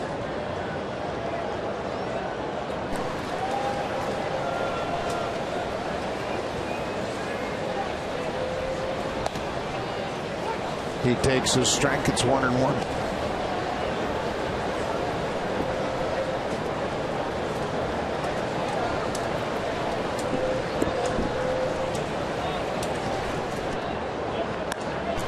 Cueto lines it, and there's Kawasaki. He hit it hard.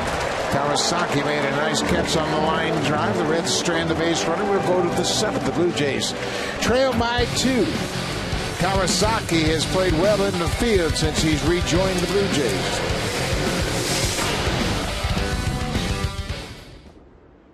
The game is brought to you by Hungry Man. Try new pulled pork. Cincinnati Reds, the best fielding team in the American League, coming into this game with just 28 errors. They've also turned 50 double plays, and this is a pretty one, number 51. Brandon Phillips, the Gold Glove second baseman, is going to take the throw from Cozart with the bare hand and finish it off over at first base with Joey Votto, our play of the day. They have committed 2 errors, but they showed you why they are the best fielding team in baseball with that great double play. Been watching Brandon Phillips do that for years here in Cincinnati. The way he plays around the bag, he creates a lot of plays right while they're doing it. That one right there, he said, I have no time to catch it with the glove and transfer. I'll just catch it with my bare hand and finish it off. It was interesting. Brandon Phillips was a key part of the trade from Montreal to Cleveland. But then when he came to Cincinnati from Cleveland, he was traded for a player to be named later. He had fallen out of favor with the Indians, but has found a home here in Cincinnati. Ari Dickey hits the fly ball to center. Schumacher is there. Dickey's out. Yeah, the Indians sent him down, and he was claimed, and they worked out a trade, and that was a nice steal for the Reds. He's turned into a very good player. Phillips is a 4-time Gold Glover, 3-time All-Star. Been 9 years in Cincinnati now. Top of the order for the Blue Jays, Munenori Kawasaki has gone 0 for 3. He reached on an error and scored in the 3rd. In case you're just joining us, we got some bad news. Brett Laurie has been hit by a pitch and he fractured his right index finger. Jose Bautista also left the game with hamstring tightness. He will be evaluated once the Blue Jays get back to Toronto. But they lost 2 regulars, and one of them for sure is going on the disabled list. Yeah, and I believe Bautista's going to have an MRI tomorrow, and we'll know the rest of the injury to that. It didn't look good when he left the field, I'll tell you that. It looked like he was walking very easily down that steps, now back down into the clubhouse. Things the manager has to think about. 1-2 now. 2-2. He is never really prepared for what can happen in the course of a game. And lose 2 regular players in the same game is a real blow.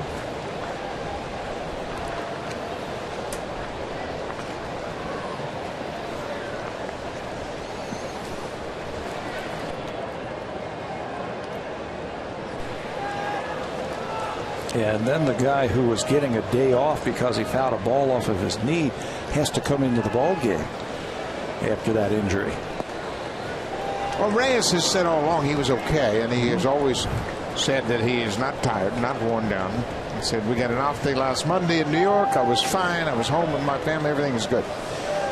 And he told you yesterday that he could play. Yeah, this morning I ran into him in the tunnel underneath the ballpark, and he said he was okay. Kawasaki strikes out. That's 6 strikeouts for Cueto. Well, he's got a little bit of everything to try and get you out. This is what Cueto will feature. He got Melky Cabrera with a changeup. That was back in the 1st inning. Then he elevated against Colby Rasmus. Slow curveball to get Juan Francisco. He elevated that time against Melky also, and then a slider to get Encarnacion. He's got so many different pitches, so many ways, and he throws it for a strike a lot of times. You can see why the batting average against is one of the best in baseball. The ERA is the finest in the National League. He's been an all-star the first part of this season. Cueto with 6 strikeouts now has 117 for the season. He trails only Steven Strasburg of the Nationals in that department in the National League.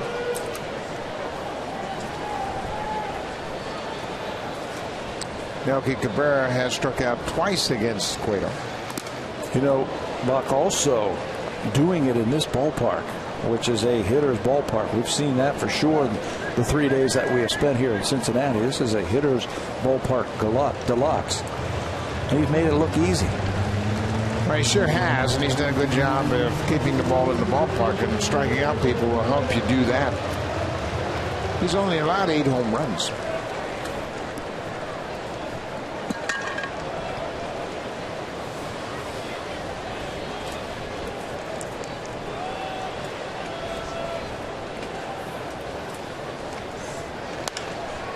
Ground ball.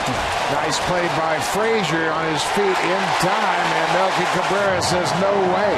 John Gibbons is out of the dugout. Cabrera, as soon as he stepped on the bag, turned around and waved safe. John Gibbons is going to come out and plead the case.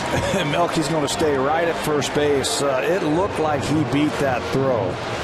John Gibbons is going to get the thumbs up from the bench. We'll get a chance to look at a great play by Frazier to catch it and then very quickly get up and throw a strike over to first base.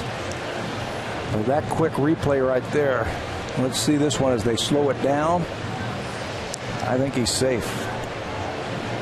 Difficult to tell. They're going to go to the replay. Rob Drake, the first base umpire, will go to the replay. Here's another look. Watch the baseball into the glove of Votto. Cabrera stretches for the bag. Ball still not in his glove. Does it come down on top of the base before the ball hits the glove?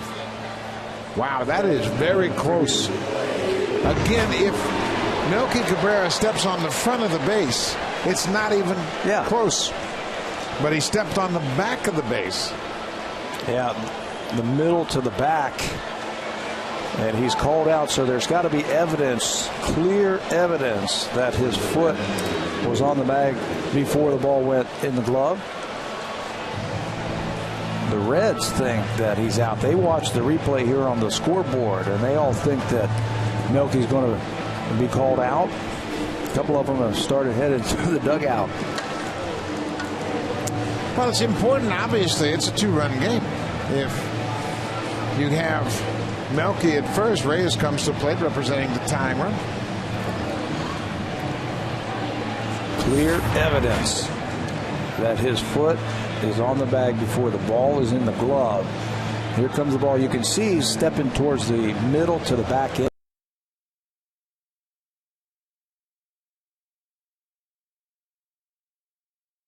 It's not concise, clear evidence that he is safe. It's so close that you have to have a convincing replay to tell you that the play on the field was incorrect.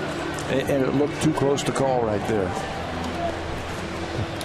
Isn't it amazing how many of these plays are created because a baseball player does something wrong? If he goes for the front of the bag, it's no question. We saw it earlier with Joey Votto on a stretch. He didn't stretch out and meet the baseball. Cost him a play. And for years we have criticized umpires because of a bobble the player made and made a bang-bang play at first. But this replay was put in place to get it right. And that has been the decision. And they have a decision from New York. And they call him safe. So they do overturn the call at first. Melky Cabrera with his second hit. And a review in New York. They were able to determine he beat the throw. So it'll be a 2-out single for Cabrera.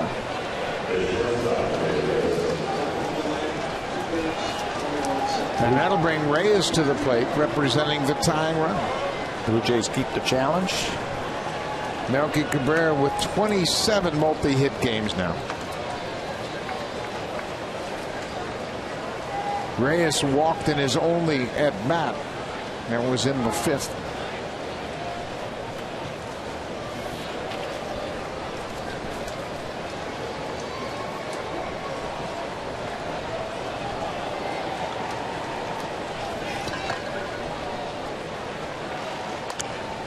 Goes after that first pitch and pulls it foul. Reyes is just 4 for 18 against Johnny Cueto. Of course, they were both in the National League a long time, and they have seen each other a lot.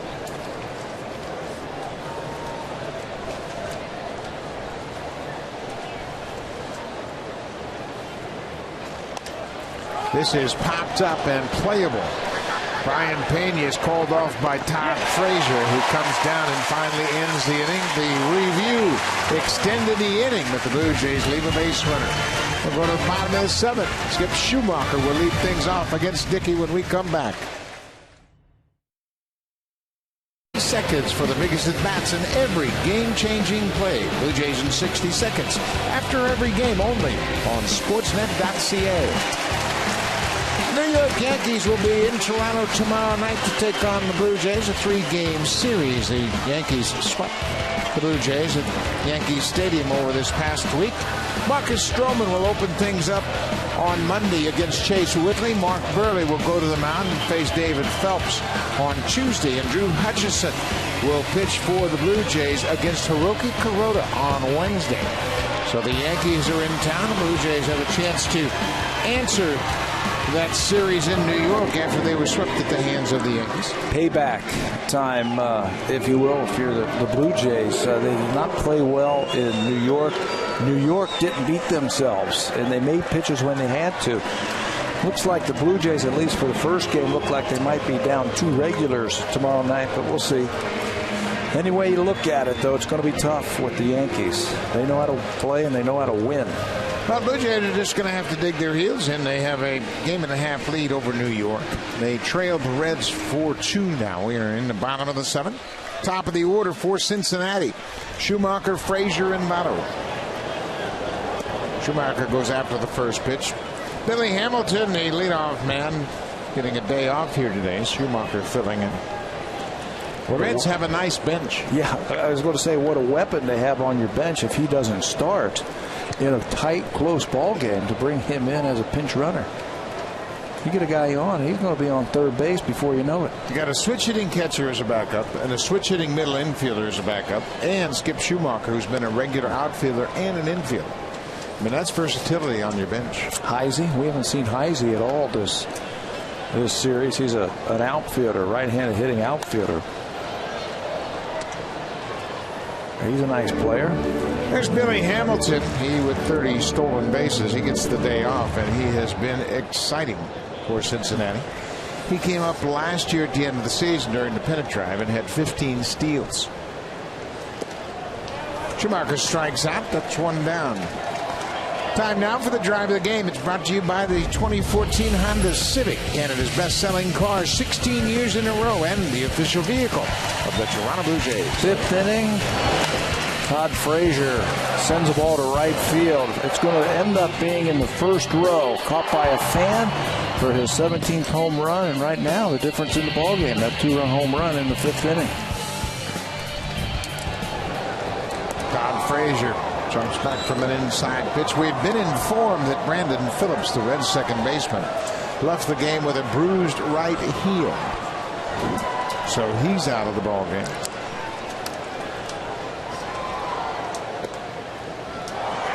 Two and 0. I think R.A. Dickey might have said something to the home plate umpire, and Josh Tolley did an outstanding job of getting right out there and in front of him. Marty Foster, the open umpire, now John with the Blue Jays dugout. Dickey asked if the ball was low on that last pitch, and Marty Foster took exception to it and went around to Josh Tolley to holler at Dickey, and Tolley jumped in between to intervene. What a great job. Watch it one more time. Dickey thinks he has a strike. He can't believe it. Says something.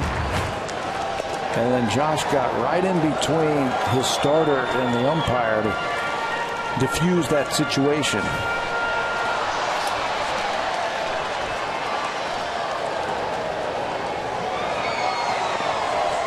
Three and 1. Dickey has pitched well here this afternoon. The only flaw really was that 2-run home run to Frazier in the 5th.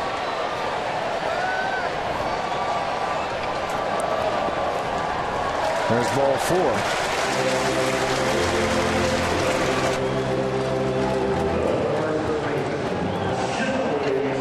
Second walk that Dickey has issued here this afternoon.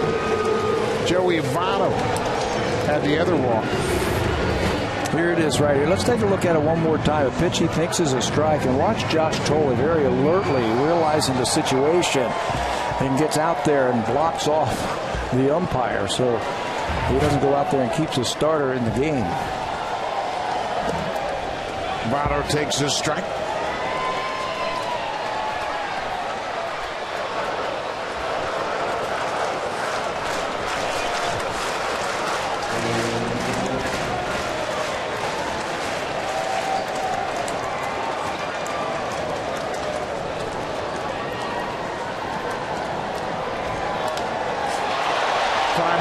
Center, Rasmus all the way back to the warning track. That ball carried a long way.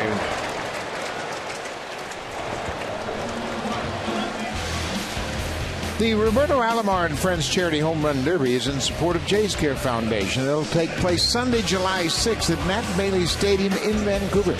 Join Roberto Alomar, Jesse Barfield, Lloyd Mosby, and Devon White. Take batting practice with some Blue Jay legends. For more information, log online at bluejays.com/JaysCare. The Roberto Alomar and Friends Charity Home Run Derby. Ramon Santiago took over for Brandon Phillips, who left with a bruised heel. Santiago struck out in the 5th as a pinch hitter. 2 down.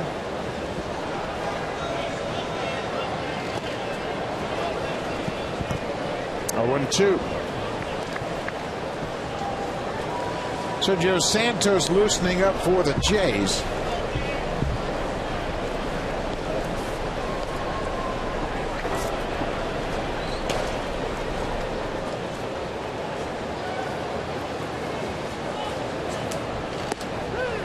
Strike 3 call. R.A. Dickey through the 7th inning. He's going in to talk to the home plate umpire right here.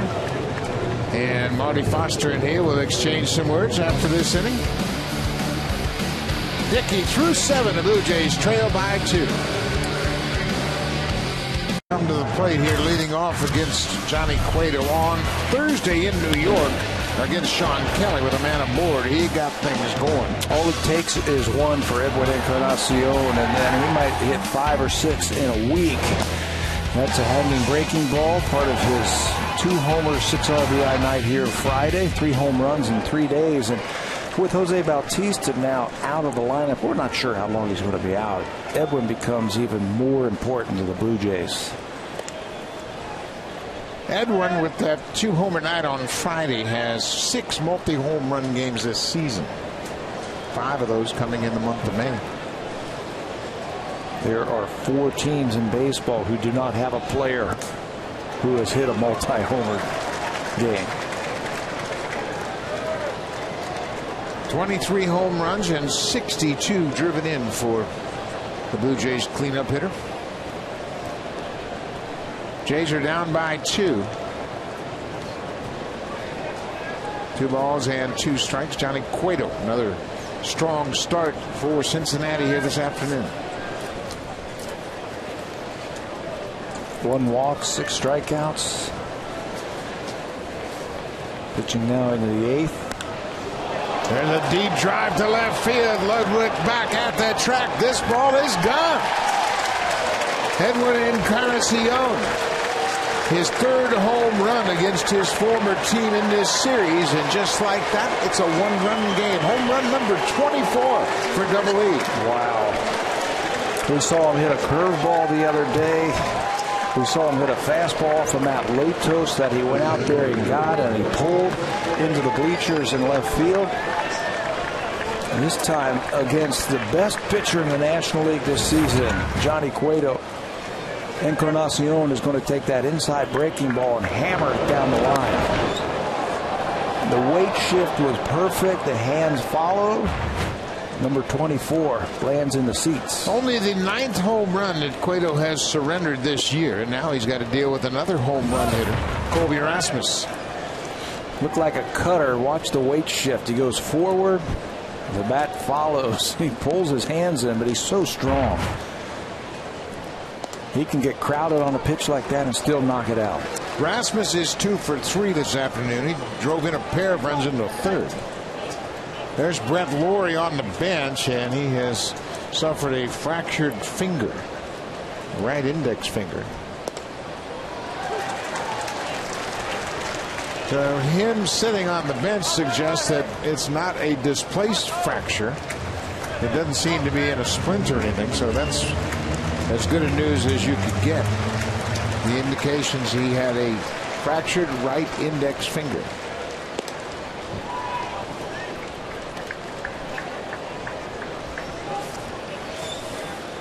Two balls and 2 strikes, nobody out in the 8th. Blue Jays are down by a run.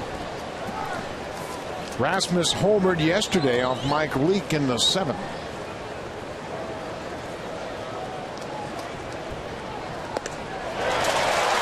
Cueto strikes him out. Remember the home run chart we showed earlier in the ball game? Everything was down. That time everything was up by Johnny Cueto. He knew he wanted to attack him with a high fastball, and he finishes him off just like he did his first at bat with a fastball up. That's the difference between the big leagues and the minor leagues. You got guys up here in the major leagues that you can give them a game report in a scouting report how they can get guys out, and they can do it. They can execute a game plan. Steve Tallison with his 3rd at bat. He took over for Brett Lawrie after Lawrie was hit by a pitch in the 2nd. Tallison came into the game as a defensive replacement. Jonathan Broxton, the big right-hander, loosening up for the Reds.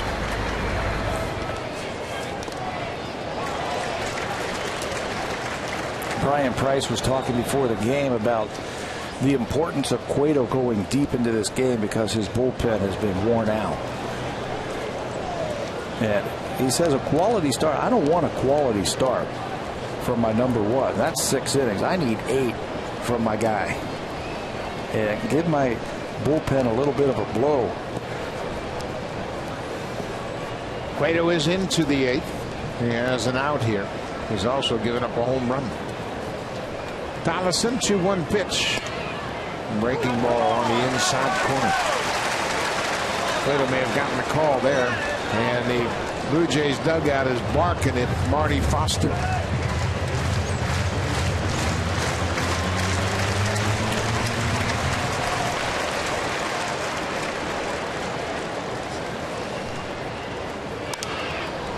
Popped into the seats along the right side. You've been involved in those dugouts when the bench starts jockeying with the umpires, and one of the last things they will say with a Johnny Cueto on the mound is he doesn't need any help. Doesn't need any help. Not with the numbers that he's put up this year. Plus, how about both ways? You know, just last inning, R.A. Dickey didn't think he got a call.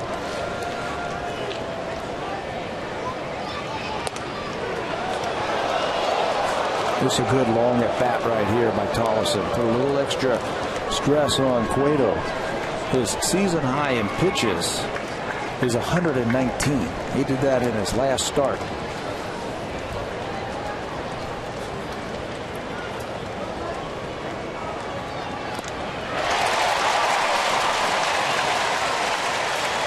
Foul chip, and Pena couldn't hold on to it. Tallison is 4 for his last 31. And been struggling a bit at the plate.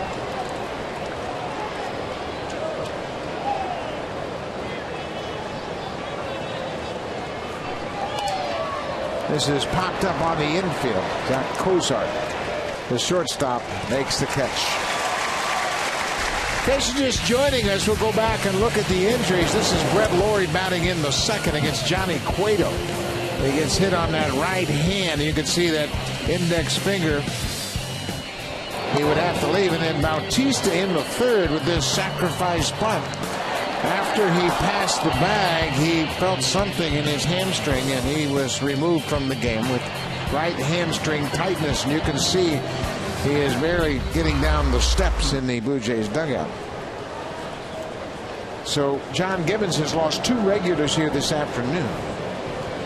Reyes had to come into the game for Batista. Thomason entered the game for Laurie.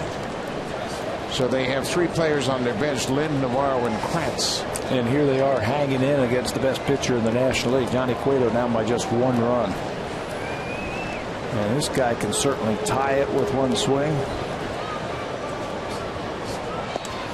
Well, you can see the exaggerated target by Brian Pena. He wanted to make sure that breaking ball was down. If they throw him a fastball here, it'll shock me. They threw him a fastball on Friday night. Jumbo Diaz, in his first major league inning, tried to sneak a fastball by him, and Francisco hit an opposite field 2-run pinch hit home run, his 12th of the season. Right after he swung through a couple of changeups and missed them. Well, he got that 1 fastball and fouled it. Let's take a look at it again. They fell behind 2-0, got back into it with a couple of breaking balls, and then tried to slip a fastball by him for some reason. He curls it around the foul pole down the left field line. That one really got the Blue Jays back into it and cut the deficit to 1 run.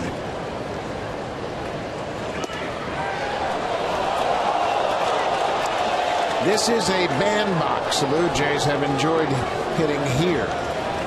They've hit 6 home runs in this ballpark in this series. You can see Coors Field, Rogers Center, and Great American Ballpark is the way they are ranked for giving up home runs.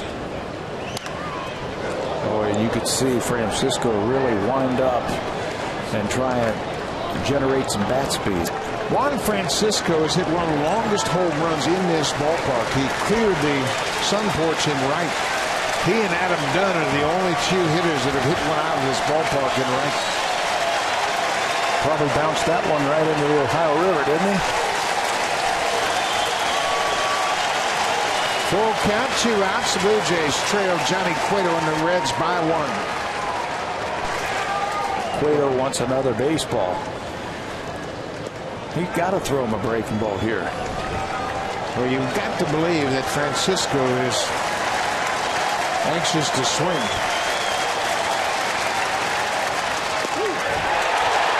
Cueto crossed him up, looked like a cut fastball. He strikes out Francisco looking.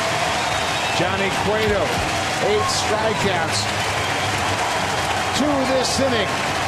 He protects a 1-run lead. Now it's time for Blue Jays Central Update. Here's Jamie Campbell and Kevin Barker. Released today, and Sportsnet will break it all down for you. Jeff Merrick hosts a special Hockey Central tonight. The 2014-15 NHL schedule. It all starts at 8 p.m. Eastern, 5 p.m. Pacific. Don't miss out the announcement of the 2014-15 NHL schedule. Takes place tonight. R.A. Dickey back for the 8th inning. For Dickey, this will be the 3rd time he has pitched 7 or more innings. He had a 7-inning outing against Houston back in April. He went 8 1/3 against Oakland at Rogers Center. He ended up winning that ball game 5-2 to 113 pitches. His season high in pitches is 121. That took place on the 8th of May. This is popped up into left field. Cabrera coming on. The left fielder calls off the shortstop. Reyes makes the catch. Jay Bruce is retired.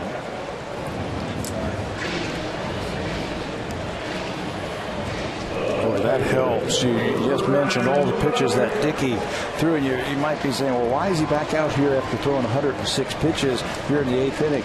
His spot comes up second next inning, and they need him to get through this inning so they can pinch hit for him.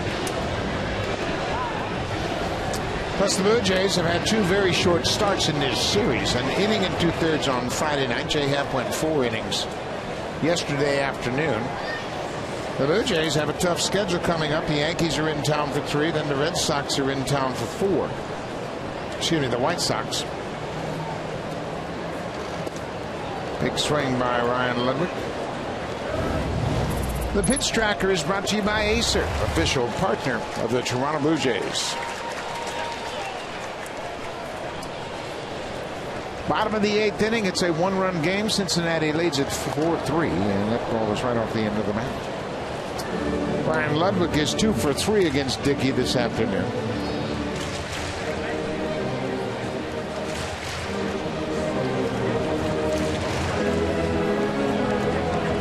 Jose Bautista and Brett Lawrie have left this game with injuries. It sounds like Lawrie will be headed to the disabled list with a broken index finger.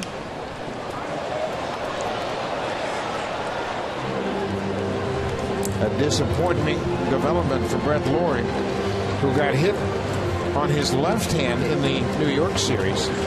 Now the Blue Jays have to figure out how they want to play this also. He was going back and forth from second base, third base, back and forth, depending on the pitcher. He's now, from what we heard, going on the disabled list. Does Juan Francisco become the everyday third baseman? 2 outs. That's a reminder for breaking news, stories, stats, and scores. Follow us on Twitter at Sportsnet. This is where things go on behind the scenes that we're not privy to. Discussions about your inventory at AAA, who's playing well, who's on the roster, how can we address these injuries. Then the phone calls will start coming. You might get phone calls from GMs to say, hey, you know, we got this extra guy here. It's not playing for us. If you need somebody for the short term, we can help you out. They actually happen where you have a good trading relationship with a particular team. And there might be a situation where a team's got a surplus of middle infielders and they have to open up a spot for an outfielder. You just don't know. 0-2 to Brian Pena. How about the GMs that try to take advantage of the problems that you have? Hey, I saw you just lost Brett Lawrie. I got a guy over here. You can have him. He's making $12 million a year. Yeah, oh, that's going to happen too. You know, you can have him. But it's going to take that AA prospect you got too, and you'll have to pay $12 million. Yeah, we're just trying to help you. I mean, those are the things that are happening right now. And Alex Anthopoulos, listened to him talk in New York when Kawasaki came up. He said one of the questions was why Kawasaki. He said he's on the roster. I mean, you don't have to get a guy off the roster and then get a guy on or any of that kind of stuff. He's a guy who's already part of our 40-man. Ryan, that too is part of the equation when you make decisions. How long is it going to be? Is it going to be a full second half of the season? Is it going to be short term? How long is Brett Lawrie going to be out? You can't make these decisions until you know all the information. Bautista's not even going to be examined until they get back to Toronto, so you don't know the extent of his injury. And Brett will go on the disabled list. From what we hear, the 15-day disabled list. That doesn't mean he's going to be back in 15 days. There's a looper into left field. That's going to drop for a base hit. Pena is around first. He's headed for second. Here's the throw. It's not in time. Brian Pena with his 10th double of the season. Well, wasn't it very hard by Pena? Really got fooled on that knuckleball. One more time, right off the end of the bat, he flays it down the left field line. Melke does everything he can. He hustles over there. He knows he's got a shot with the catcher. Stumbles just a little bit. I think that threw his timing off. And that ball ended up wide of second base, and Pena's got himself an extra base hit. So Pena will be lifted in favor of a pinch runner. Dickey is out. Sergio Santos in to face Zach Cozart in his one-run game when we come back. Hit a double. He got to second base with 2 outs. Then Brian Price sent in a pinch runner. Pena's all the way back in the dugout. Billy Hamilton was at second base, standing at second base. And then you can see they came over and said, Brian, go back. We changed our mind. So Pena goes back to run, and they're calling Billy Hamilton back in from second base. Then the umpires had a little brief meeting to discuss the impact. Is he in the game? Evidently, he wasn't announced into the game, so Hamilton has returned to the dugout. Now he's come out on deck to pinch hit in the pitcher's spot. Yeah, that's where you want to put him right there. So Pena, the runner at second. Zach Cozart facing Sergio Santos. And then here are the numbers for Sergio Santos. He has thrown better since coming off the disabled list this season with that minor elbow problem. He's using his fastballs much better right now. His slider, where he was throwing it a lot, he's just using it in certain situations now, and he's pitched much better. He pitched an inning on Friday night through 12 pitches. There's a line drive into center that's going to hang up for Rasmus, and Santos gets out of the eighth. The Blue Jays keep it a one-run game. We'll go to the ninth. Blue Jays are down 4-3. It'll be Josh Tolley, then the pitcher's spot, facing the Waldis Chapman, the closer. Top of the hour as the Red Sox will wrap up their season against their series against the Oakland Athletics. John Lester against Tommy Malone, a couple of left-handers, right after this ball game.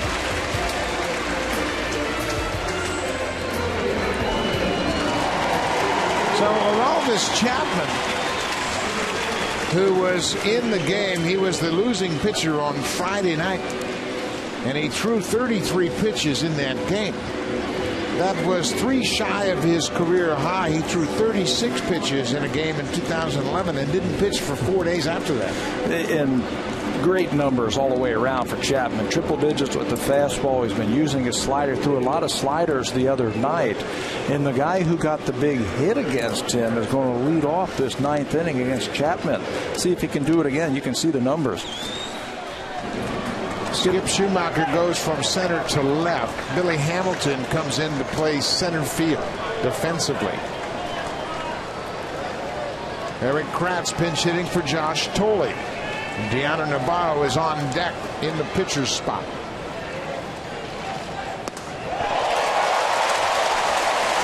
Power against power.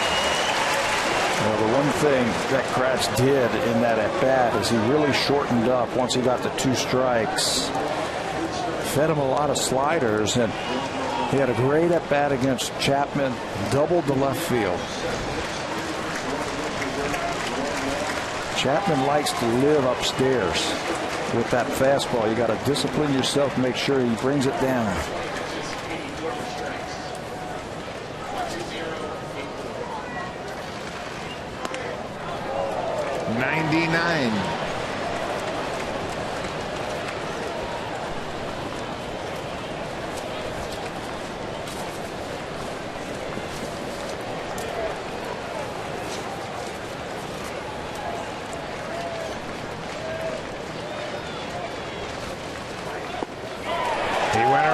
Couldn't check on the slider.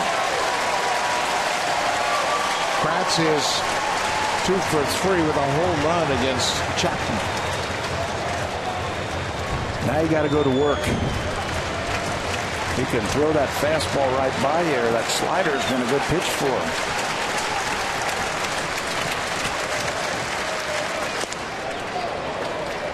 Upstairs.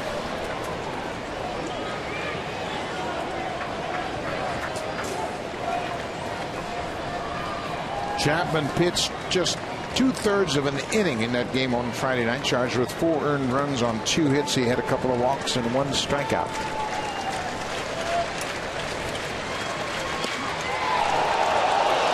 The discipline right there. He loves to throw that heater up there. If you swing at it, you're not going to do anything with it, so just take it. Deanna Navarro is on deck. Had a good series so far.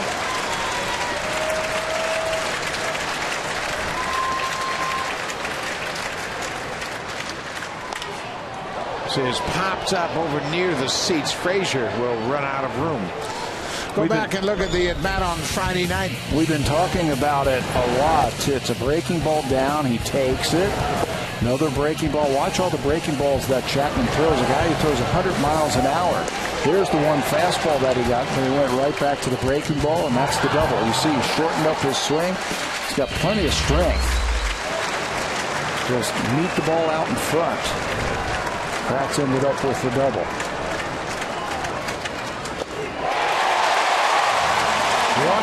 miles an hour, and Kratz strikes out. Ball was down that time with a lot on it. There's some late movement on that ball, too.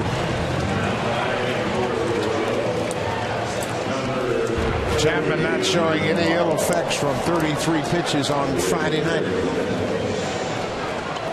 John Navarro will pinch hit for the pitcher.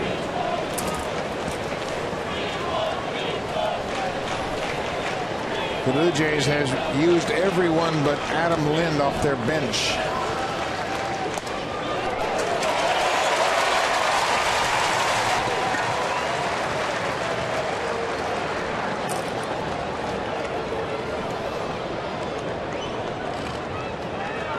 You can see Todd Frazier, the third baseman, is guarding the line, which is surprising since this guy throws 100 miles an hour. You got to really start your swing early to pull this guy. Yeah, I don't know that I would play the defense there. The percentages are more in the middle of the field or the other way because Chapman throws so hard.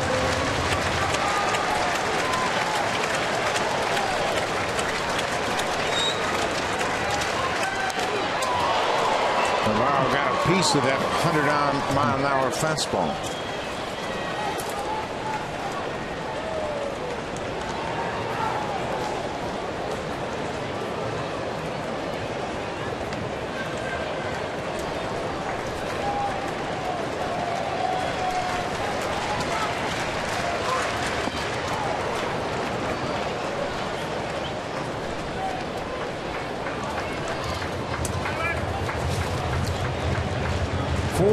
Cincinnati leads. We are in the top of the ninth.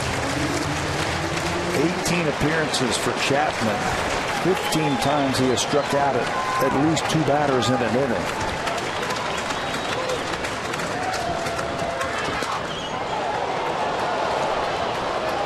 And he's reaching back for a little something extra, trying to get it by Navarro.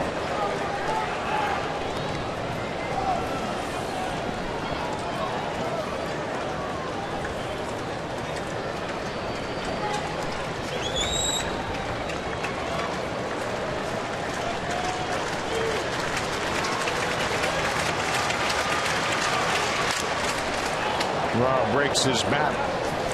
Pitch was right inside, and he needs a new bat. What a weapon to have a guy like this coming out of your bullpen.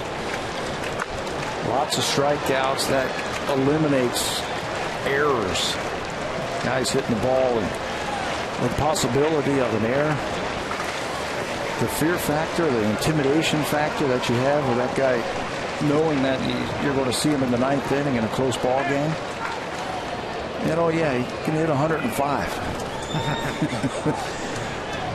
He has had back-to-back 38 saves seasons for Cincinnati. But you're right, you come in and you just don't put the ball in play. Yep. You got to do what the Blue Jays did the other day against him. They made him bring the ball down. He threw a lot more sliders than I've ever remember him throwing.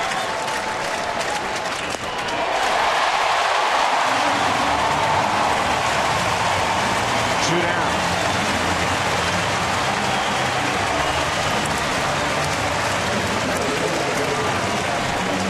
16 times now he has struck out at least 2 batters. He struck out the side 4 times in 18 chances.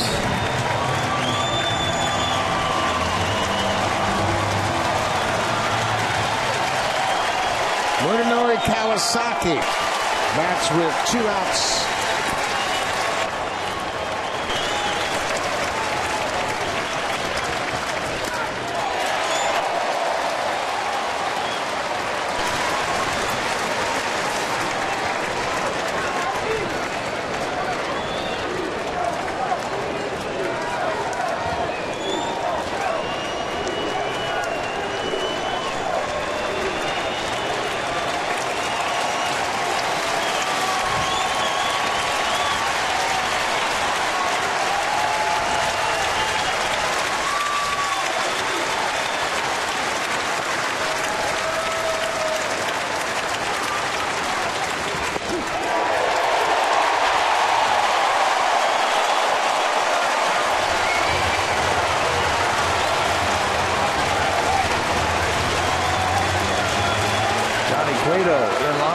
win.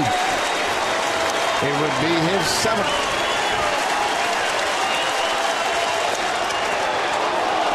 1-2 to Kawasaki. 1-2. I thought you were saying the miles per hour there. 102 for Chapman. It was 102.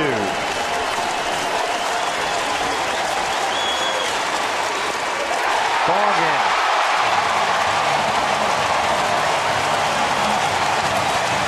Aroldis Chapman strikes out the side in the 9th. Todd Frazier, the difference in the ball game. Hit the opposite field a home run. Johnny Cueto, 8 strong innings, and Cincinnati wins the series 2-1. Yeah, and a rough day for the Blue Jays and a rough road trip for the Blue Jays. A couple of injuries today.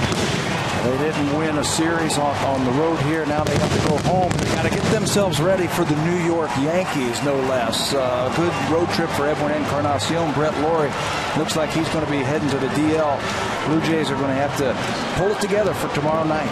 Blue Jays finish up the road trip 3-7. We'll be back at Rogers Center tomorrow. More baseball coming up. Red Sox at Oakland, but first, here's Jamie Campbell and Kevin Barker.